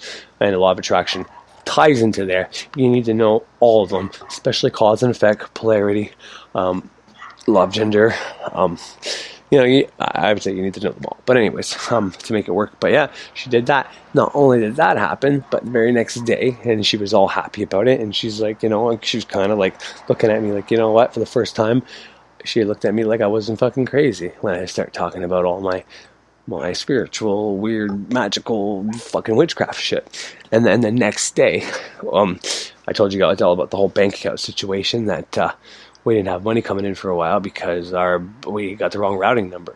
So that put us behind a bit. And I got mine the very same day I called in about it, whereas it took her 3 weeks. And I lit a candle, I did my shit, and that's why it worked, whereas she doesn't have a magical mind. So I kept lighting a candle for it. It took about a fucking 2 weeks to get it to finally come in. I only started lighting the candles, though, the 3 last days, or 4 last days. You'd have to go back on the video for the actual info on that. But anyways, we changed those accounts because there was an automatic $300 you got $300 when you referred somebody. So she started a count and she referred me, kind of thing. And it says it takes 3 months to come in. We thought it was one of those things. I think she thought it was a month after, but it said 3 months. But we did that in June. So June to July, July to August, August to September. But then that came in right after the $100 check. Fucking month before it was supposed to. Just from her. A little extra treat. Her actually trying, Spirit's just trying to tell her, or God, or the all, or, prime creator, whatever the fuck you want to call it, the goddess, Mother Nature, whoever. They're all together. They're all the same. If we're all the same, they're all the same. But anyways, really wanted her to believe in this system. Like, Sandy, it's about time you wake up. Wake the fuck up. You ask for your $100 because it's very easy to manifest things and get all high when you get your manifestations. But then whenever you start doing cause and effect, or the pendulum swing again, because the measure to the right is the same measure to the left. So the more money you get, the more not successful you're going to get, the more downtimes you're going to get. It has to keep going back and forth. And by depolarizing yourself and not being too positive, too negative in the middle, you can equally see the good in both sides of the swing. Whereas if you only like when things are positive, well, then your negative's really going to suck all the time, and there's no way around the pendulum swinging. You can get yourself into grace instead of cause and effect, instead of karma, but by doing that is by depolarizing yourself, of having a better perspective, of looking at, okay, well, yeah, I have 2 fucking car payments and they're behind, but I'm pretty fucking lucky to have 2 cars at my young age, and I'm supporting 4 children, and I'm still paying my mortgage. So instead of being ungrateful and complaining about your crap sandwich, be thankful for the sandwich, or be thankful for the bread, I think is how Frater Xavier put it. But yeah, so that the whole chakra thing, think about that how you want. I suggest looking at that video that's on my YouTube channel. It's not my video, it's just on my playlist. All my shit's on there. But anyways, I just want to, this is on the Magic on a Budget channel, not the Ceremonial Witchcraft podcast. And the reason for that is it's just, I've already touched on this, so it's kind of like review, but it's going to go a little more in depth, and I'm going to identify how to specifically do certain things. Because I talked about how a child is programmed by their surroundings. It's basically whatever you saw your parents go through, or whoever raised you. Also with your teachers, what they taught you, and any other person that was close to you. But what you saw is basically how you're going to act when you're older. Your parents went through school and are working a job and they make decent money, but, ups and downs like everybody else. Well, that's what's going to happen for you. It's going to be the same fucking thing. Unless you do something about it. You rewrite the code and all that. So as a child, you're more susceptible. And that's why I play my shit out loud. So even if the kids are watching TV in the other room, the subconscious mind hears all. When Ralph Smart said your subconscious mind is like a recorder. When you're sleeping, it's recording everything. We're going through the Facebook newsfeed, as Frater said, it's recording everything. Even though you're not looking at anything, it sees all. It doesn't understand our English language per se, but understands symbolism. And that's why there's a lot of commercials out there that don't even say words, they just show fucking pictures. That's why symbols, McDonald's M, all these different things have meaning versus actually saying words. But anyways, I'm just going to get into specifics. I basically said it in the description. Also, I'm going to show you a picture I made of Hecate when I started worshiping, and it's just on a piece of fucking white paper. But yeah, you don't need to do much. So that's why it's on the Magic on a Budget channel. Basically, I'm just going to tell you what to do, and it's just basically review what I've already talked about, but different perspectives and a little more in depth on specific. And just to give you a quick little, before I go to a song and go to some Frater stuff, if you're trying to manifest money, well, don't be looking at fucking reptilian alien fucking bullshit. Fucking watch tutorials about how to manifest money. Watch fucking people that have success stories. Real or fake, your subconscious mind doesn't know. That's why when you wake up from a fucking dream, you're still terrified if it's a nightmare. Or if you wake up from a dream you're rich, you fucking want to go back to bed. You can't tell the difference. And if likewise you want to do healing magic, well, go look at Jerry Tennant, the alkaline diet. Go look on how to fucking breathe correctly. Doing those two fucking things. You don't even have to do any healing magic. But I'm not going to get into that. I digress. But if you want to start healing, listen to some healing manifestations. Listen to some healing success stories. I played a fucking hell of a one at the beginning, and I'm going to play some more here. But I used to skip Frater's mailbags whenever I first started watching the Mind and Magic channel. And it was because, I didn't really care about questions. I wanted to learn what he wanted to teach.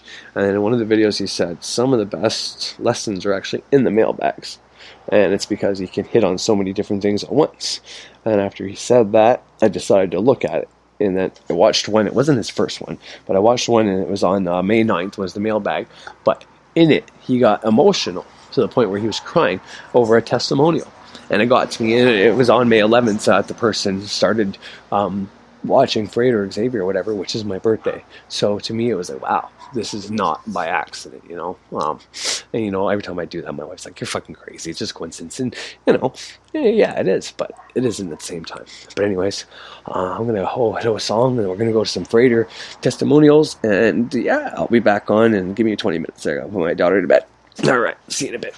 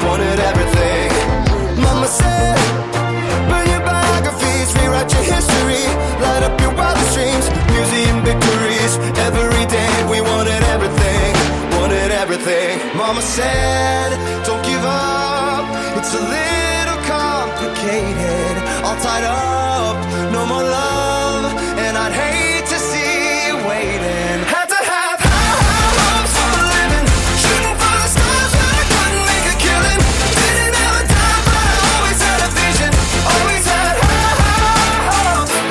Had to have high hopes for a living, didn't know how but I always had a feeling I was gonna be that one in a million, always had high hopes. Mama said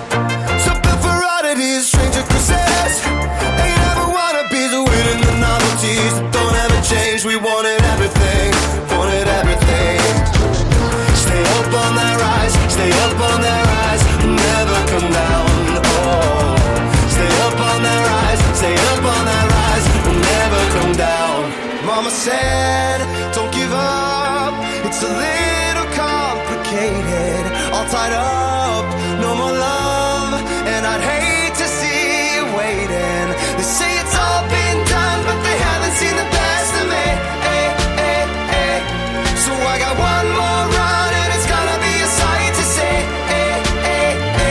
Had to have high hopes for a living, shooting for the stars when I couldn't make a killing. Didn't have a dime, but I always had a vision, always had high hopes. Had to have high hopes for a living, didn't know how, but I always had a feeling I was gonna be that one in a million. Always had high hopes. Had to have high hopes for a living, shooting for the stars when I couldn't make a killing. Didn't have a dime, but I always had a vision, always had high hopes. Had to have high hopes for a living, didn't know how, but I always had a In Gemini. Gemini is my moon sign, which is already a restless placement, but adding Mercury retrograde to it has made it quite unstable.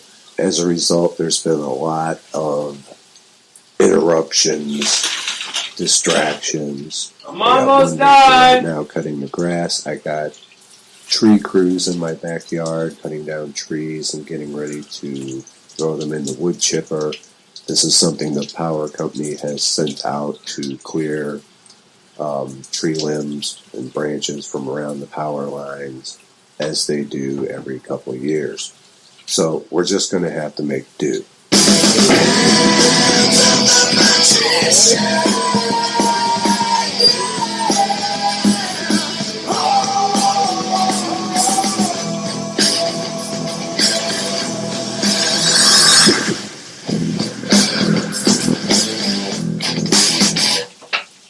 Hello, Freighter Xavier. I've been binging on your channel all week. Anyway, I work on a children's cartoon and can actually put hidden symbols in there from time to time. As a joke, I put pseudo Illuminati and actual Illuminati symbolism in episodes. Now, I don't believe in the Illuminati. I would find it very amusing if conspiracy theories existed around a show made for preschoolers. But if the Illuminati does exist, am I fueling them in some way? Or if the Illuminati only exists as a thought form, am I fueling that? Or am I just giving power to the corporate animation studio that already seems to own everything? Thanks for your time. Now, you already know that if the conspiracy theorists latch on to that, they're going to have a field day.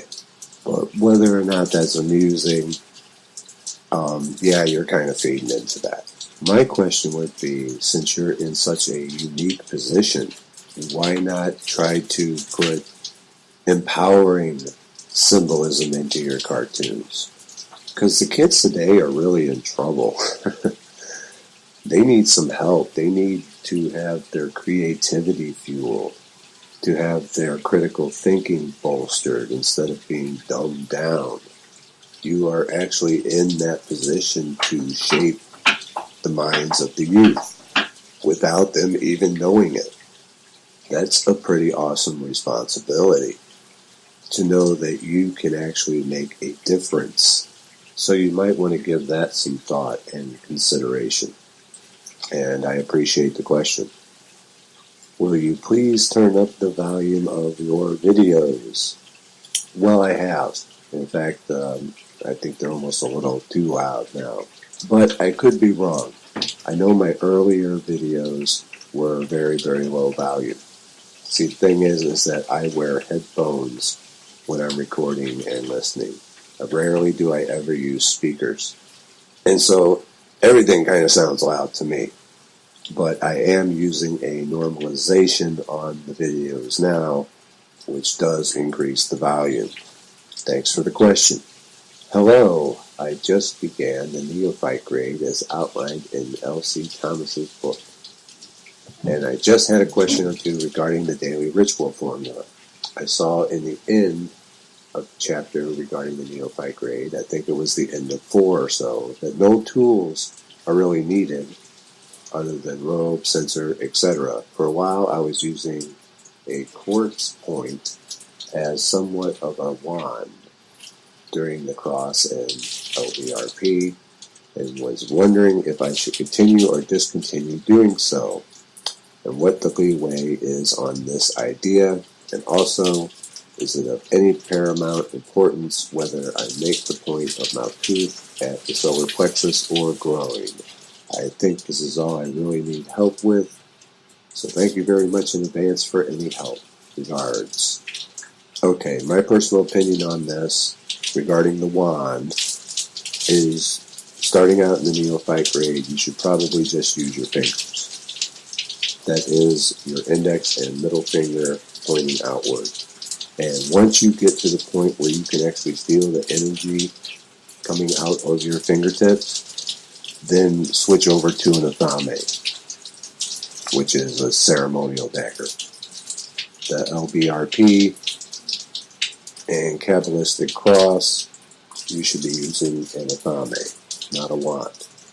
I don't really think that it would hurt to use a wand, but at the same time, you have doubts, and those doubts will hurt your practice.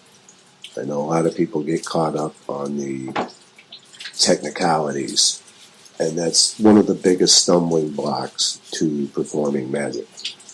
Because when that doubt creeps in, that's when things get messed up. It's all in the frame of mind that we hold. I'm sure there's some people out there that have used wands and never thought twice about it, and they work just fine. But if you're in doubt, go with the book. Start with the fingers, which is actually good training to have the energy flow through your arm and out your fingertips and actually be able to feel that. Then I would switch over to an athame and have the energy flow from your hand through the athame and out the point. As for the second part of your question, the solar plexus. Again, this is something that a lot of people get hung up on the technicalities when it's more important that you feel you've done a good job. And a lot of these things are self-correcting anyway. After you've been doing them for a while, you will have a sudden realization that you should be doing it a certain way. That's just how these things kind of happen. The solar plexus is a very protective center. Groin is the root chakra, and during the Kabbalistic cross, you are activating those higher faculties, separate from the animalistic and carnal desires. As you can see, it's the conscious mind that always seems to get in the way, especially at first. This will improve as you keep doing your exercises and your meditation. And I appreciate the question. Thanks. Thanks you for this info, but can you let others know not to touch their testicles when doing this? If you think this is painful on your face, touch your balls with this all over your hands. It's not funny. The pain was so bad. Will ever I have children again? My nuts boiled. They look like the tomatoes you get in a can, red and swollen. It's not funny. It's pretty funny. It's a little over the top, but it's still kind of funny. Of course, this is in response to the lemon and honey skin remedy, which I believe I did say to use it on your face. Not your balls, but your face. Aries, sun in Aries. Aries rules the face. So yes, kids, do not put this on your genitals unless you really enjoy that burning sensation. Some like it hot and some not. When the heat is on. Oh my. Hey Freighter, quick question. First off, I'm loving your sigil magic course, by the way. But I was wondering, could a sigil work in art? By drawing pictures and simple doodles, but the drawings would be my desired outcome in picture form. I hope that makes sense. Take care. Yes, absolutely. Now, I've already answered this gentleman's question in an email, but I wanted to also answer it here. Yes, you can draw art form sigils. Now, that's not the way that I do it, so I can't really testify towards it. But I do know that others have done it and do it. I'm going to put a link for those interested here with Grant Morrison, the famous comic book author of The Invisibles, talking about how that entire comic book was a sigil, and that what he would do with the characters would come to pass. And the character that was based off of him, he actually put into the hospital, and then had to get himself out of it. Go get in the car, I'll Daddy. leave that for you guys to watch. Recording something. And I appreciate the question. What I've learned so far is that I have to limit the information I consume each day. There are so many techniques, and everyone seems to be teaching their own story. But there are so many stories with conflicting elements, it can make your head spin. Yes, there is a such thing as information overload. I know I have a lot of people saying that I take things a little slow, but there is a reason for it, and that is the reason. Too much information too quickly can be just as damaging as not enough information. It's just the polar opposite. There has to be time to internalize that information and get the understanding out of the information. It's just like eating. If you just start scarfing down your meal without chewing at a rapid pace, there's a pretty good chance that you're not going to be able to digest that properly, and you're going to get indigestion. Well, it's the same thing with information. You have to learn to internalize and digest that information. Thanks for writing in. Hi, I just watched the video on entities, and I was wondering when in my magician parkour these things could start to show up to me. Not that I don't believe in those entities, but to be honest, I don't feel like I've ever been in contact with such negative energies. I'll try not expecting them to show, but still I feel like I need to be prepared, and I want to be sure I can make the difference between a real negative entity and my mind playing tricks on me. Thanks a lot for your videos. Alright, so these things start showing up when you start thinking about them, focusing on them, and concerning yourself with them, because that is your intention. And you say, well, Frater, that's not my intention. I don't want to have these things around me. But the subconscious mind doesn't understand negative terms, such as I don't want these things around me. It's going to ignore the word don't. Anything you focus on is what the subconscious is going to assume that you want. And this is where most people get screwed up, not just with entities, just in life in general. They focus on not having money, not finding love. They focus upon their lack, and so they get more lack, and then wonder why their life is lacking. And this is why we say that when you are focusing on something and visualizing things, that you need to do it as if you already have it, to keep you from focusing upon the lack of having it. Now, when it comes to entities, when we go to do an evocation or an invocation, we are focusing upon that entity. It's a little bit more complex than that, but not that much more elaborate. And that will draw them to you. And a lot of entities are merely thought forms that people create by dwelling on them and thinking about them. That's why I say you got to get away from the conspiracy stuff, because, next thing you know, you're focusing on reptilians and you're seeing reptilians everywhere. It happens to people. It sounds funny, but it does happen. You got so many people focusing upon that, of course they're going to exist, at least in a thought form. Next thing you know, all kinds of weird shit's happening to them. So, my advice is, if you don't have any experience with negative energies or entities bothering you or hounding you, then don't worry about it. Don't focus upon it. It need not concern you at this time. If you want to know how to deal with it, just simply practice your banishing rituals. or if and when that time arises that you need it. Otherwise, you're just going to merely create the very problem you're seeking to avoid. And I do appreciate your question. It's a good one, thanks. I admire your sophisticated approach of spirituality. However, this comes along with making spirituality a tool. It sounds like using the subconscious and collective subconscious as means to an end. The result that benefits the magician seems to be the core of your teachings. This became especially clear when you talked about Jesus' teachings in connection with the old wisdom, what goes along, comes along.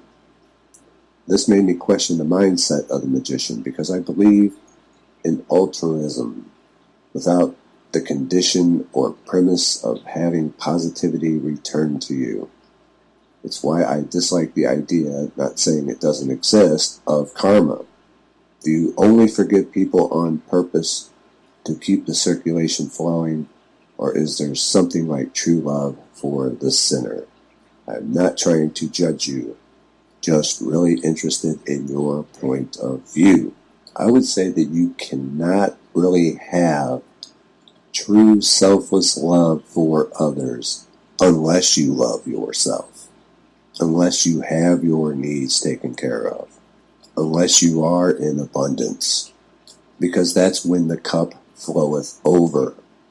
And when the cup floweth over, then you can share what you have with others and have a selfless compassion for them.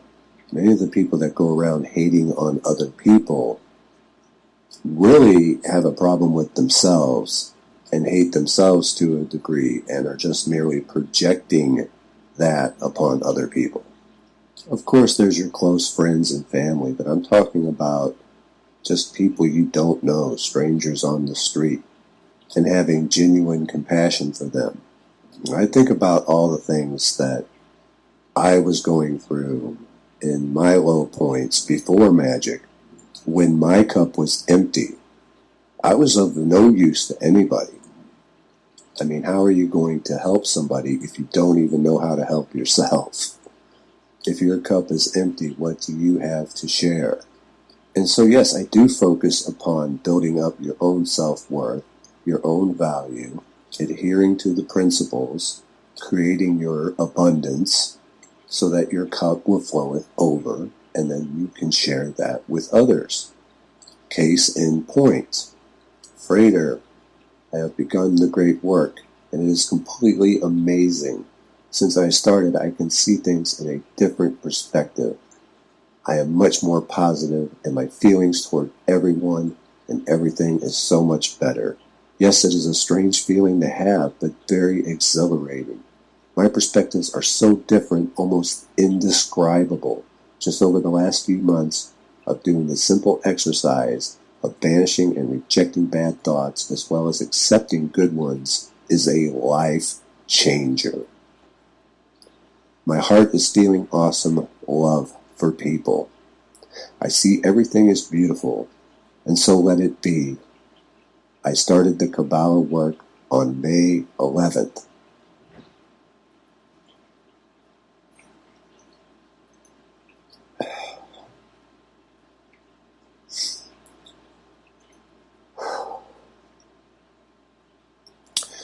I've started researching the holy science of astrology as well, and I am feeling that my true vision is materializing before my eyes. I'm doing the banishing ritual every day and will never, ever miss a day of doing so. I feel as though something so powerful and great is in my being. I know that it will take time, and I have an incredible respect for the God names, as you have stated. My journey has begun, and I accept it. Although it is a little scary, I truly know that this is a calling and one that I must accomplish in my life. I want to thank you with all my heart.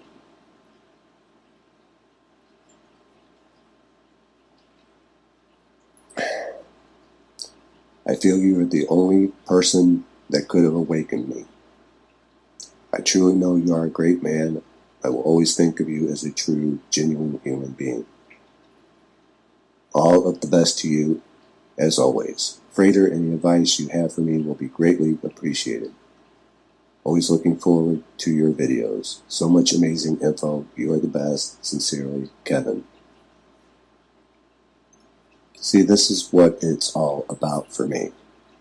Not the flattery, but making that positive impact, which I wouldn't be able to do if my cup didn't runneth over.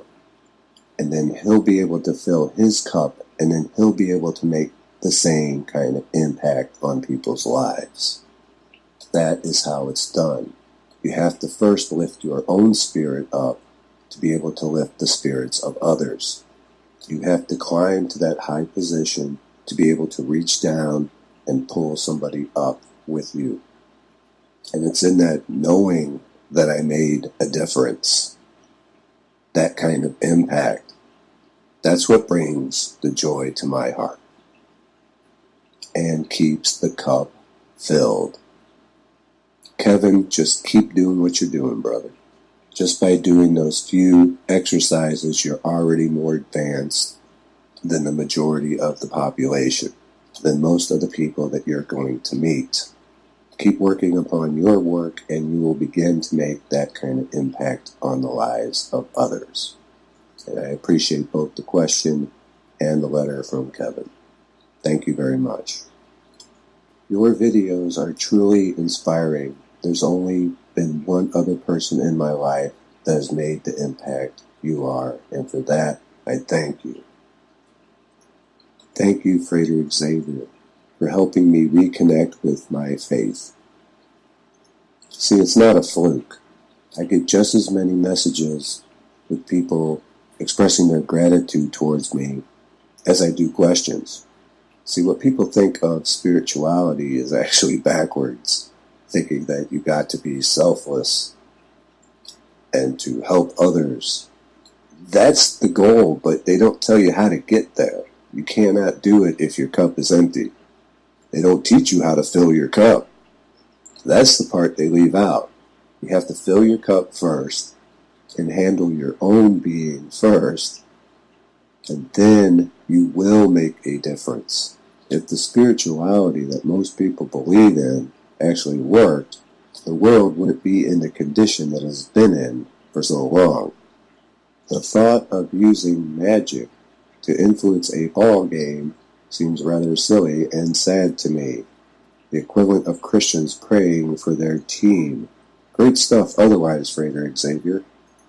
This is, of course, in response to my NFC Championship video, which was a spontaneous thing. It's not like I planned to influence it. It was just in the middle of the game, seeing what I can do. And yeah, it is somewhat silly, but Frater needs to get his kicks too. And I can afford to do so because my cup runneth over and I'm making a difference. It's not as if that's all I'm doing is influencing ball games. I am making a positive difference as previously shown.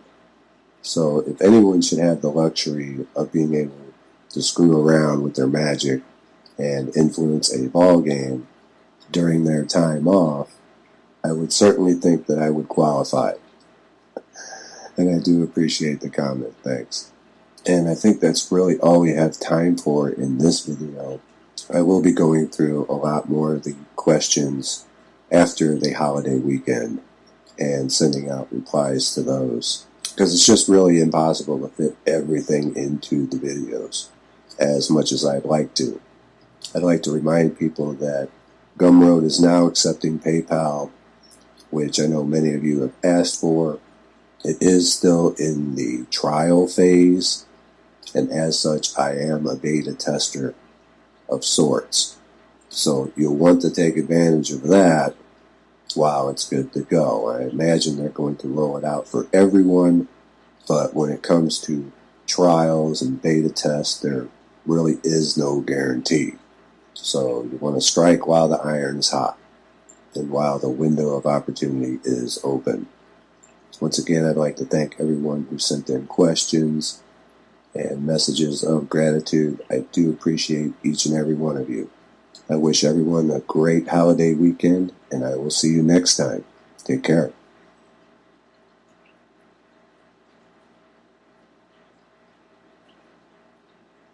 Ding, ding, ding. We have a winner. Or at least the first person to accurately send in what the sigil that I had posted a while back was intended for. Whenever my wife and I listen to your works, we get so many new creative ideas as well as applicable knowledge that greatly enhances our lives. Thank you so much for your efforts. We look forward to more. And to follow up on our previous exchange, we have had your Manifest Something Weird sigil where we could see it for some time now, and lo and behold, another ball showed up in the yard. Whoa, coincidence? Maybe, but it's fun. Here are some pictures we hope you enjoy and send good vibes your way. And a big thank you to Chad and Jennifer for sending these in.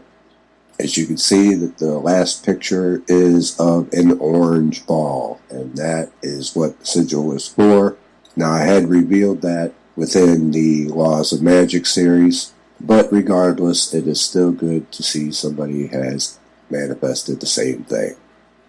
Now, if they keep showing up, all you have to do is thank the unseen forces and acknowledge that your wish has been fulfilled. It helps if you actually touch or pick up the ball. Even if you don't want to keep it, doing so will help with that acknowledgement through symbolism. So, see, it will work, but sometimes you have to tweak your method to get the exact results that you're looking for. As I went over in my Manifesting Reality program, the complete Sigil Magic course, where I give my method of doing sigils, when I did the orange ball in yard, I had visualized it as being round, but I didn't incorporate the word round into the sigil. So I ended up getting a Nerf football, but it was still orange and it was in the yard. And not in the front yard like I imagined, it was in the side yard. So things have a way of manifesting not as you would expect them to. It's only going to be able to work off of the parameters that you set for it. But you also want to avoid making your parameters too complex. For every parameter that you establish, you are imposing another limitation upon the unseen forces that are going to fulfill your request. So once again, thanks to Chad and Jennifer for sending this in. We have plenty of mail to get to, so let's get into it.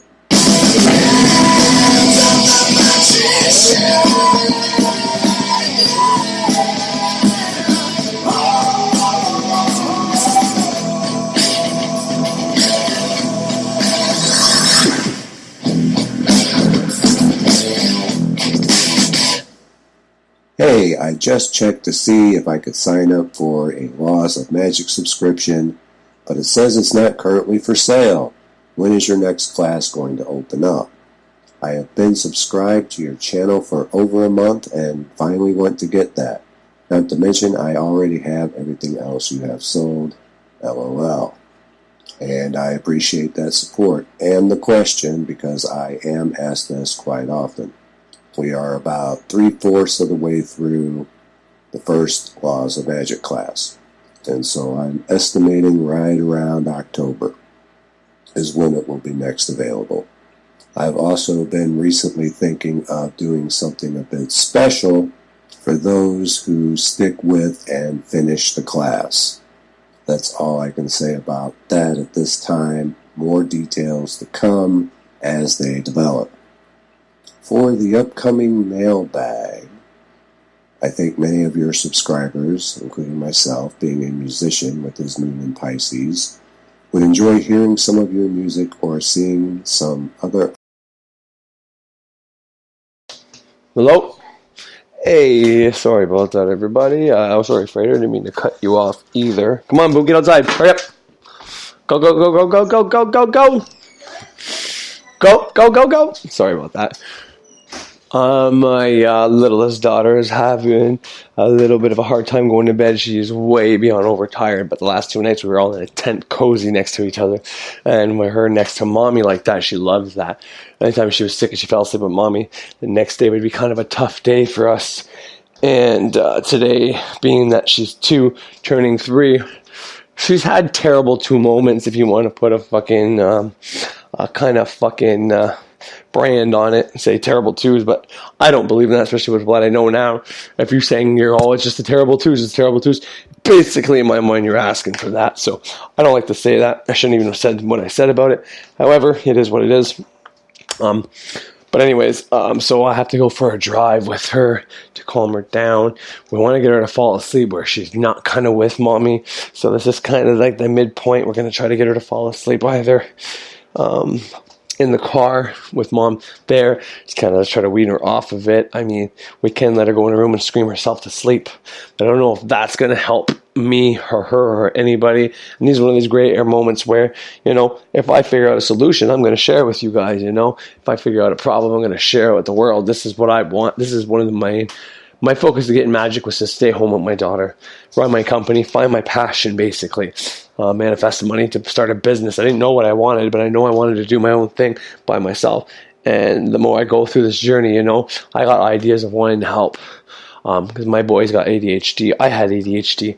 And, I want to start like a fucking, not daycare service, but I guess it would be a daycare service, and I want to have an ADD and ADHD and an autistic kid, and that's what I want to teach. I want to take on these little fuckers. Maybe I shouldn't call them little fuckers, but I want to take on these kids and stimulate their mind, because being a drug addict and ADHD and ADD kids are put on an amphetamine, which is almost the same as speed. I mean, I'm not going to lie to you guys. I used to snort Ritalin. It was called kitty coke, but it's more like speed, to be honest. Speed kind of is like a kitty coke, because a lot of people, if they can't afford coke, they snort speed. People even inject speed. But the point is, these kids are given drugs.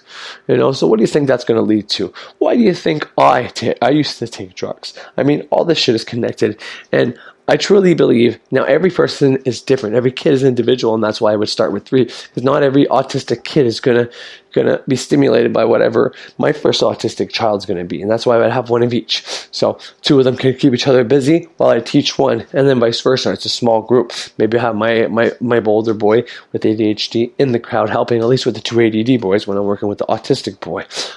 Stuff like that, and eventually. But I think I could relate this knowledge to children like this. And I would really love to. I would really love to try to do it in a roundabout way that I'm not talking about occults, but I am talking about occult. So when they're older, the programming is in them already to be able to change whatever they want. And potentially I could probably help and change them. You know what I mean? Not to saying there's anything wrong with anybody autistic. They're gifted. That's a beautiful thing. And I would like to enhance whatever abilities they have, give them the chance that everybody thinks is a fucking problem. I don't want to take these kids and say, I can fix their problem. No, I want to enhance, I want to make them more beautiful and understand it. But anyways, so that's a kind of a segue, but that's, I want to be home with my daughter. I want to explore this. I want to see how I can program things into her, and I want to see it happen, develop, and I want to talk about it. So maybe I'll make a side channel about parenting and all that down the road. I'll probably just throw that in the money on a magic on a budget show. But anyways, I may not be able to come back on. I'm trying to kill time. I don't know if they gave me extra time because I fucking lost my Wi-Fi signal. It says I got 45 minutes left on the clock, and then I've been going for 2 hours already. So I'm going to let this play out. So if you get dead air, I'm very fucking sorry. I'm going to put a few songs on here, though, so that doesn't happen. But if you don't hear from me, it's because I had to go for a long drive to get my daughter to sleep. If you do hear back from me, well, it's because she fell asleep, and yay, it worked. But anyways, either way, if I can, I'll come back on tonight, but most likely I'll be back on tomorrow to expand on specific shows, specific channels for specific things that I think will do you best. That's what I wanted to talk about basically today was, if you're going to do healing magic, here's the guys I would go to watch. Because basically what I wanted to talk about was basically, if you're doing, like I kind of already got into it, if you're doing healing magic, well, you're going to want to listen to testimonials of people who've done it. You want to watch Greg Braden's shit about the healing. You want to watch cancer being reversed, one of the hardest diseases. And if you see see cancer being reversed, if you get that program in your head that that's possible, then yeah, you're never going to get a cold again, because that's fucking small potatoes. Alkaline diet. When Ralph talked about an alkaline diet, keeps the mucus away. That's what he's talking about. He's talking about the common cold. The virus is gone. The reason why my daughter went from 6 ear infections to double ear infections in the same fucking year, her first fucking winter. She was born in October, so it went right to winter, to the point where they thought they're going to need tubes in her ears, to nothing last year. Her second, nothing. And what did I do? I put salt in every one of her bubbles. She got hooked on soup, which soup is awesome. Homemade soup, the better, but, if there's sodium in it, whatever. Instead of focusing on table salt is the devil, focus on the fact that there's iodine in it. Iodized salt has iodine, and iodine is awesome. Places in, I want to say Germany, they give people iodine pills. Why? To reduce radiation poisoning, because we're all being poisoned by radiation, but some governments actually see that and actually give their fucking people pills to actually help against it, whereas our government doesn't give a fuck. But anyways, but yeah, so that's what I wanted to talk about. I wanted to tell you, for money, you go to see who helped me, and surround yourself. Listen to these mentors, these people teaching this stuff, all the testimonials. You want to listen to that like it's music. And then if you can find music like High Hopes or anything that talks about manifestation, the more close it is to what you actually want to manifest, the better. If it's actually talking about money, once they listen to rap about killing people to get money or selling drugs to get money.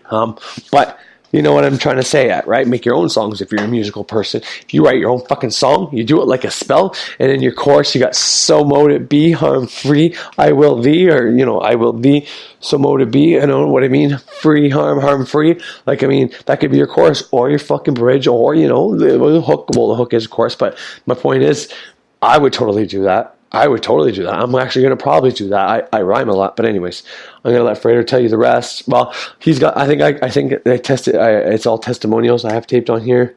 I let it go from his mailbag playlist, about 27 minutes left to that, and then it's going to go into a few songs. So I hope you guys enjoy. If I can't come back on, if I come home before the timer's done, I'm totally going to come back on and spit those sites and YouTube channels at you. I got them all written down, and I'll probably think of more on the way. But anyways, I hope you enjoy. Art that you have made. If anonymity is paramount and you don't want to reveal a link to something personal, maybe just a snippet in your video.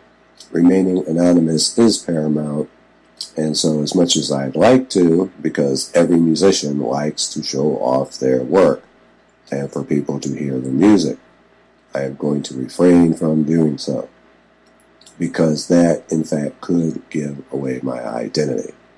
However, I am open to the idea of creating some new music, but that wouldn't be for a while, because I would have to get newer equipment to work with my newer computer. It would also have to be during a slower time for me, such as winter.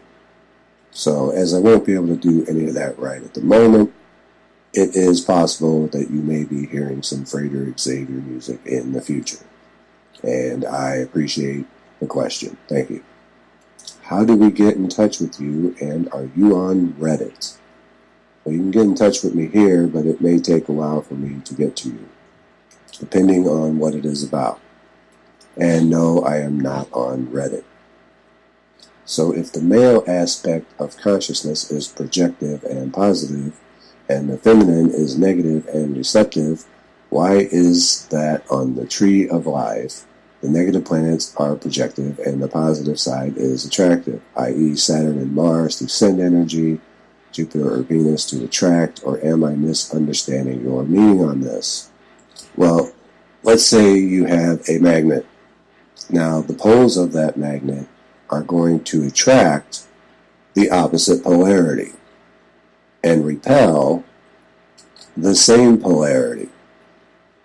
So if you have two magnets and you place the negative poles of each magnet towards each other, they will repel.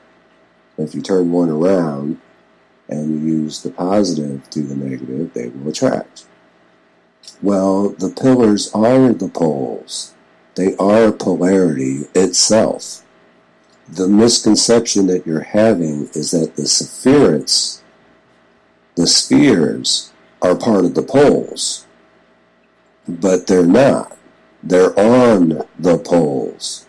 They're on the pillars. They are attracted to and held in place by the polarity. Of course, the tree of life, drawn as we know it, and as complex as it is really a simplified diagram to help us further understand these principles. I appreciate the question. Thank you. For some reason, I have a great deal of trouble privately messaging you, but there's been a question I've been wanting to ask for a while now. Before I ran into your channel, it was pretty early when I did though, you had about 200 subscribers, I listened to another ceremonial magician who went by the name, and he suggested for rituals such as the middle pillar and LBRP to not use the Jewish god names and to instead use, say, Uranus, Pluto, Sol, Luna, Lunar, and Terra. Now that time has passed, I see that you are a man who has a much better control of his ego and other things in comparison. I'm wondering if calling on those entities for those particular rituals is more harmful than good. And if so, does that mean I should just strictly follow what the book you recommend to us early on, Transformation Kabbalah, whatever the title is, which is Kabbalah, Magic, and the Great Work of Self-Transformation, by the way. Thank you for your time. I hope to receive an answer. This has been preventing me to move past the dreaded armchair occultism. Alright, I'm not going to badmouth anyone, especially another magician doing what he does. So I'm going to leave the name out of this. But I do know who you're talking about, and this magician really likes to work with Mars. And he goes on and on about working with Mars. Well, if he appears angry, because he's very angry at Christianity, at the New World Order, and Illuminati, etc., you would be hard-pressed to find a single video where he does not go off on them. The point is, if you work with one particular Sephiroth and planet, you are going to become unbalanced. And even he, early on in his work, has stated that you need to balance your work. However, the results speak for themselves. Even the scripture says, by their works you will know them. Not by their words, but by their works. And I don't even think he's made a video in over a year. At least. At the beginning, he said it was part of his great work to do those videos, but then after a while, he stopped doing the videos. He's also gone back and forth on certain positions, such as, in the beginning, archangels were your friends, and then they became archons, and they're the enemy. And in my opinion, this is just a result of being out of balance. If you work your practice out of balance and one-sided, it's going to affect your entire being. Mental, spiritual, and physical. And you say, well, Frater, the guy's really strong. He works out like constantly. And yes, extreme bodybuilding is Mars to the extreme. Now, about the question of the God names, there's a reason that the Hebrew God names have been used traditionally for centuries. And although this magician has stated that you should use the planetary names instead, he has never cited another source who says so. In other words, you'll just have to take his word for it. On the flip side, every other source will tell you to use the Hebrew God names. Oh, but that's an Illuminati trick. In the end, you're going to have to look at their own results. By their works, you will know them. And I'm glad that you're aware enough to notice it and to call it into question. If you look at myself, I'm getting results and continuous steady growth. And the other magician that you're talking about has disappeared. And I wish him well. I'm not against anybody. I don't need to drop F-bombs consistently. in order to make a point. I'm not angry all the time at enemies, real or imagined. So whatever practice you decide to do for yourself and whichever path you take, make sure that it is one that practices balance. Just as in the previous question where the pillars will attract the opposite polarity of the sephirots, as nature will try to find balance, we also must try to find balance and strive towards it.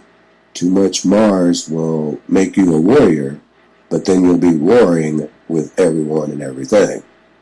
I think even his channel is named after Mars.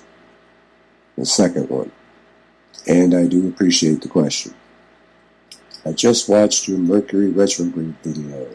Now I recently started keeping a magic diary and a dream diary as I am following the 12 lessons in ritual magic by Donald Michael Craig. I have a website that tells me what sign the moon is in, and I record that and the phase the moon is in, whether it is waxing or waning. Anyway, I was wondering what source you use to know when a planet is going retrograde and what sign the planets are in, etc. Is there a particular website you use? Also, I know there is sidereal, astrology, and tropical.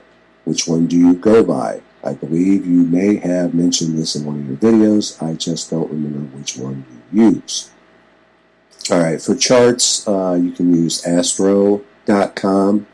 Just sign up for a free account, enter your birth data, and you can get any chart that you want or need from there. But for just quick glance, I'll use a Void of Course calendar, and you can find a good one at zodiacarts.com, which will release the calendar on a monthly basis with a month ahead of time. So you can plot everything through June and July right now. And I'll typically just copy all that a month in advance to my Windows calendar. In addition to Void of Course and moon phases, it will also include when the planets are going retrograde or direct, and when planets are changing signs. Just make sure to enter your correct time zone each and every time you visit. Otherwise, it will be inaccurate. As for sidereal versus tropical, I use tropical. That is the traditional method. That's not to say that there isn't some merit to sidereal, but I am of the position if it's not broke, don't fix it. I know there's some people wanting to add the 13th constellation to the zodiac, Ophiuchus. Yes, there's a 13th constellation, but we do not have to change the entire zodiac for it. There are reasons why most astrologers and magical practitioners still use tropical. And astro.com is defaulted to tropical. But you can change that setting to sidereal if you choose. Thanks for the question. Hey X, first off, infinite thanks to you, you lovely man. I had an experience a couple years ago that no one has been able to explain, including myself. I hoped you could shed some light on it. While meditating at night on my solar plexus center, it became quite evident that the music I was listening to while meditating, Stairway to Heaven, was seemingly talking directly to me. The lyrics transformed and took on a completely personal meaning, as if they'd written it for me. Of course, I know they didn't. I then became aware of the most undeniably colossal presence in my room. It appeared to me to be the consciousness of the sun. It conveyed to me messages about the meaning of power, what real power is, and how I have misused my power, but not to worry about it, not to crucify myself because of it, and that all I needed to do was just empower people, not disempower them. I also had tears running down my face, but I was not conscious of them initially, as if it was a subconscious purging. I felt as though the sun was rocking me in its arms like a baby, like a parrot, telling me not to cry over spilt milk. I took the message with me, but always wondered what it actually was that communicated with me. Is there a solar deity in particular that correlates to this kind of experience? Was it simply the sun? Was it some kind of solar plexus chakra deity in particular. Would appreciate your thoughts greatly. Thanks so much, X. And I believe my cat has answered that perfectly. Thanks for the question. I'm just kidding. Actually, she was demanding that I put her cat tree in the front window so she can keep an eye on the neighborhood. So the way you're describing it sounds very, very similar to what people go through and experience when they have an emotional blockage removed, which is a very religious kind of experience, and people want to know what has happened to them. They want to find meaning and purpose in it. And then someone will come along and say that, that's Jesus, and then they will become religiously devoted to Jesus and Christianity, or it's God, etc. And this is a big catalyst for becoming religious. But from my experience, it's really your own intuitive spirit. What they call gut instinct, which corresponds with that solar plexus. It's called solar plexus for a reason. Now, there are solar deities, and Christ certainly would qualify as one. And there are many solar spirits as well. Could have been a guardian. But in the end, I'm not going to be able to pinpoint it for you because it's an experience that is personal to you. The best advice that I can give you is to follow the advice that it had given you. For the more you listen to them, the more apt they are to visit you again. And you may get that opportunity to ask them who they are. And be grateful for the experience, because there are many people who have yet to have that. Thanks for the question. Okay, I usually get the answer to my question from another source quickly after I ask you a question, so I'll post this to catalyze the process. LOL. Well, you know why that is, right? It's because you've let go of the question. And because you've let go, the subconscious will go and find the answer for you and bring it to your attention through synchronicity, either by finding a source or by having it just pop into your head. It's the act of letting go that is the catalyst. That is the process of all magic. It's quite common for that to happen, and it happens to me as well. After beginning the neophyte grade, I have noticed very positive changes in my consciousness, and I feel great about where this is heading. However, ever since I started getting heavy into magic, my coworkers and general strangers look at me and act like they are terrified of me. I'm never rude, and I give people genuine smiles like any friendly person. It seems like everywhere I go lately, I automatically take on some kind of alpha male role, even though I have desire to be viewed that way. In fact, it's causing a pretty extreme degree of alienation. It makes men feel threatened by me just by being in the same room, and women get flustered and giggle at everything I say. To some, that may sound like a dream come true, but I would really like to just go unnoticed and do my magic from the shadows. I have tried the Rose Cross ritual, but afterward, instead of being ignored, the same people instead began turning their nose up at me and acting really rude and almost elitist, like I was below them now. I'm sure part of that is just polarized people projecting their own insecurities, but do you have any suggestions as to how to hide my aura so I don't stand out like a sore thumb everywhere I go? Alright, I'm back with a fine cup of licorice root tea. Good stuff. Okay, the first thing that comes to mind is, did you tell them you were doing magic? If so, well, that's to be expected. And it's going to be very, very difficult for you to reverse that without doing some magic. If not, well, you have to understand that by doing magic, you are accumulating a bit of power. And you are changing and transforming yourself. And people are going to sense that. Some will be attracted to that. Others will be repelled by that. The kind of people that you are used to hanging around now and before magic are probably not going to be the same people that you end up hanging with later. because there will be too much of a consciousness gap between you and the other people. You are not going to relate to them anymore, and they are not going to relate to you anymore, because you're giving off very different vibes and energies, mental mindsets. You're simply not going to be thinking the way that they're thinking. The path of the magician is not an easy path. You are going to be transforming yourself for the better. So you have to realize that the things that you're going to go through are geared for your higher purpose, and you will be tested. And you're just doing the banishing rituals of the neophyte grade. But that's said to light up the astral plane. I mean, your aura is lit up. You may have to do the rose cross ritual a few times. But even then, a lot of magicians don't recommend doing the rose cross in the neophyte grade, and only use it in cases where it's absolutely necessary. It may be that you need to learn not to care what other people think, to continue with the process of depolarization and focus on what you're doing instead of what other people think you're doing, to let go of that need to be liked by everyone. Because not everyone's going to like you. Not everyone likes me, but I simply don't care.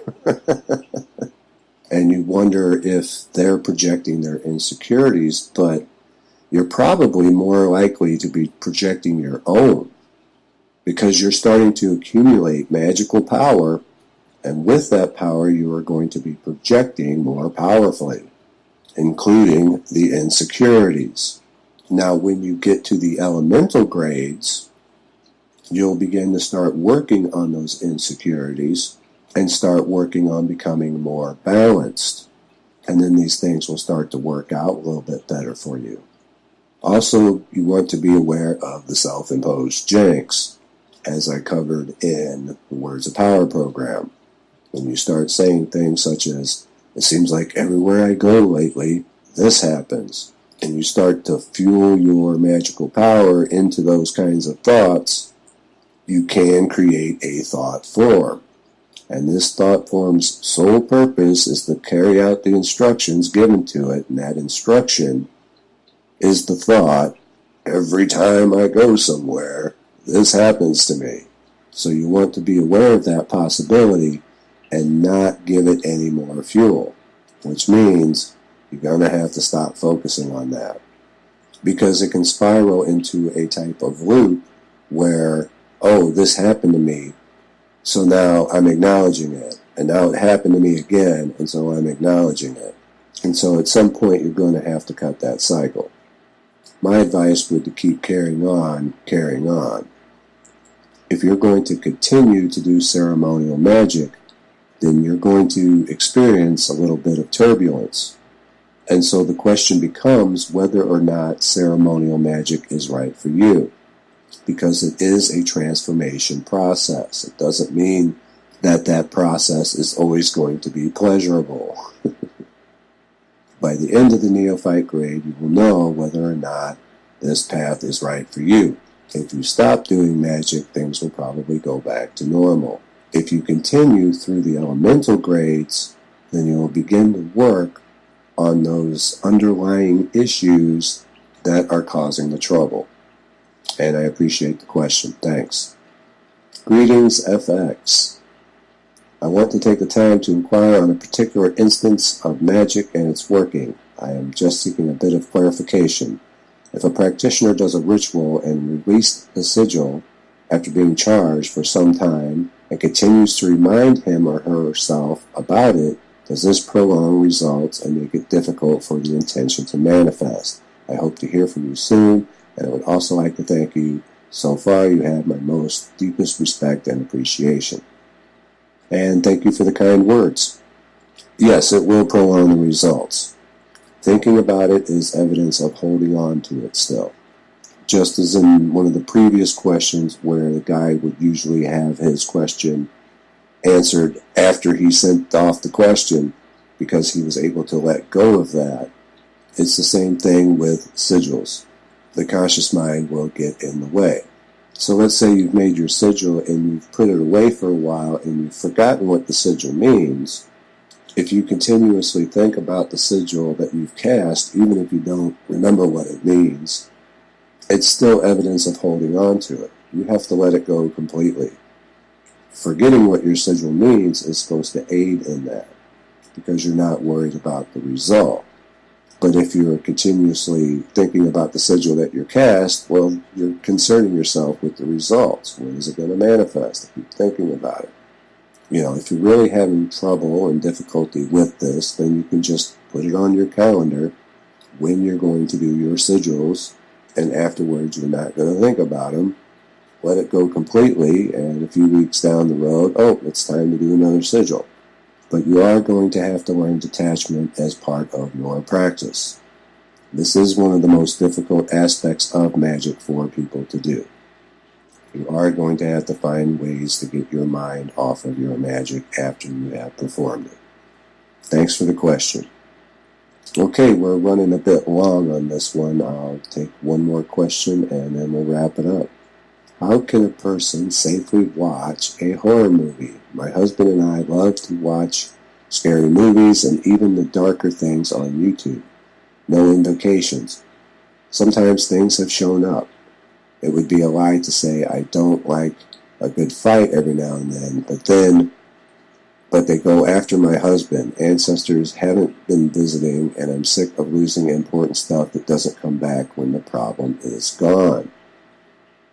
My first question would be, are you sure that it's the horror movies? Because most of the time these things happen, it's either because someone didn't close the doors behind them when they were doing magic, or a charged item was brought into the home. During the television onslaught of paranormal programs, one of the best ones was The Haunted Collector. Now, just like all reality television is, scripted, all reality TV is scripted, people. But it was correct in its assertion that a lot of these things are dwelling within objects, and that you can unwittingly bring things into your home. I have yet to find a case where a horror movie is going to do that to people, unless you are dwelling on demons, entities, spirits, and the like all the time. Just as with the previous question, you can create a thought form that will start doing things if you dwell on it enough and with enough emotion. That's why I tell people those who focus on demons are going to attract that kind of thing to them. But it could also be an object in your home, and you may want to meditate on it, and in meditation pose the question of the source of the problem. And as we just talked about a little earlier, let it go. Stop dwelling on it, and then something may pop into your mind, perhaps an image of something within your home. You may recall bringing something in around the time that it started. Or if you've been doing magic, remember to close the doors behind you. If it's particularly bothersome, I recommend smudging your house with white sage, either making or getting hold of some holy water and asperging and smudging your home as well. If you're smudging with the sage, make sure you have a window open and drive those influences towards the window. Don't start in the room with the window open. Save that one for last. This will help drive out those unwanted influences. But again, watching horror movies don't typically do this kind of thing, unless you're always in a state of fear and thinking of horrific things. I would examine the other two possibilities first. And I appreciate the support and the question, as I appreciate all the support and donations that I've gotten, and everyone who has sent in their questions. And I will see you next time. As always, take care.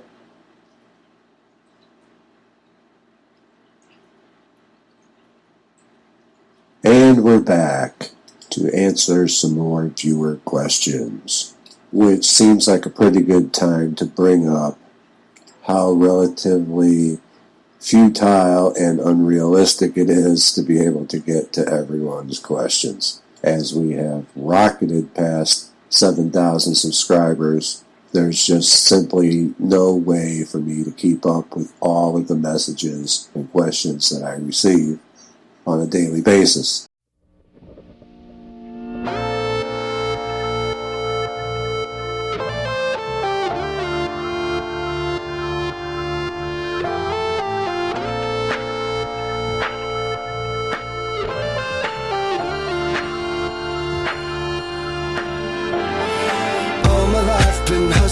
And tonight is my appraisal, 'cause I'm a hooker selling songs and my pimp's a record label. This world is full of demon stocks and bonds and Bible traders. So I do the deed, get up and leave, a climber and a sadist, yeah. Are you ready for the sequel? Ain't ready for the latest in the garden of evil. I'm gonna be the greatest in a golden cathedral. I'll be praying for the faithless, and if you lose, boo-hoo. Hey, look, ma, I made it. Hey, look, ma, I made it. Everything's coming up pieces, pieces. If it's a dream, don't wake me, don't wake me. I said, hey, look, ma, I made it. Friends are happy for me, or they're honeysuckle phonies, and they celebrate my medals, or they wanna take my trophies. Some are loyal soldiers, while these other thorns are rosy. And if you never know who you can trust, then trust me, you'll be lonely. Oh, are you ready for the sequel? Ain't ready for the latest in the garden of evil. I'm gonna be the greatest in a golden cathedral. I'll be praying for the faithless, and if you lose, boo-hoo. Hey, look, ma, I made it. Hey, look, ma, I made it. Everything's coming up pieces, pieces. If it's a dream, don't wake me, don't wake me.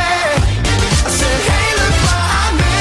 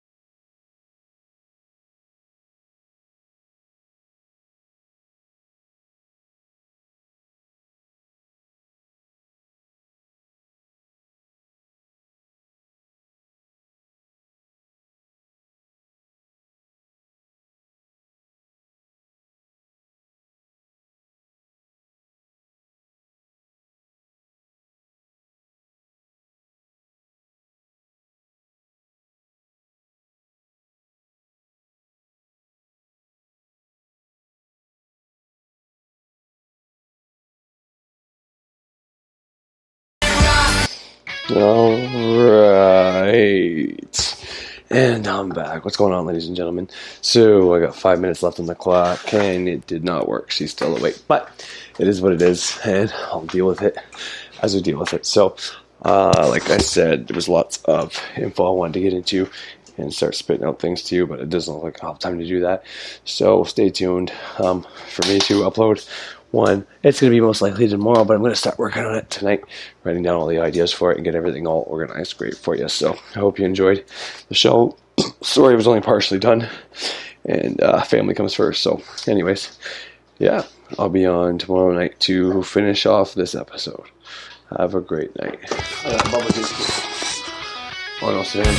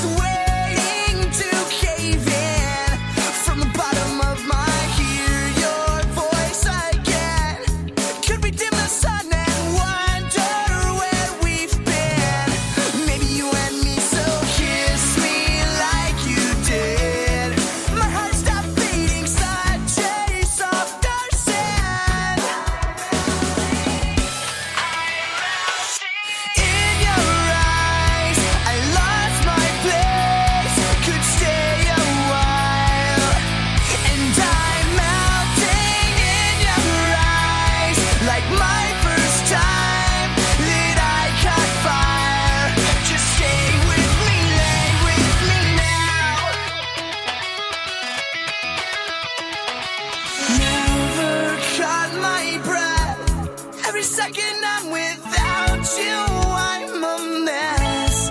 Ever know each other, trust these words are stones. White cats are eating, learning how to love. I'm melting in your eyes. I lost my place, could stay a while, and I'm melting in your eyes like my first time that I caught fire.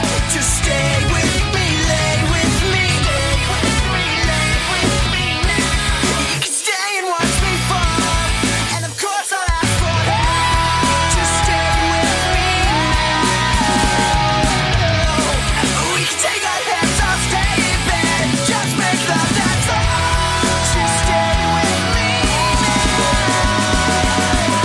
I'm melting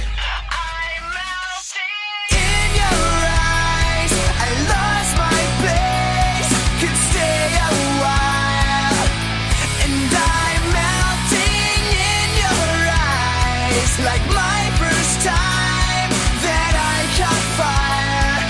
Just stay with me, lay with me in your eyes. I lost my place, could stay a while, and I'm melting in your eyes like my first time that I caught fire.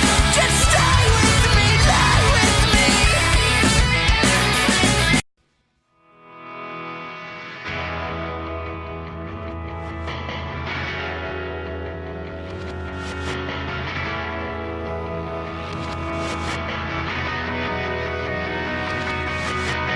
You and I in a little toy shop, buy a bag of balloons with the money we got, set them free at the break of dawn, till one by one they were gone. Back at base, bugs in the software, flash the message, something's out there, floating in the summer sky. 99 red balloons go by.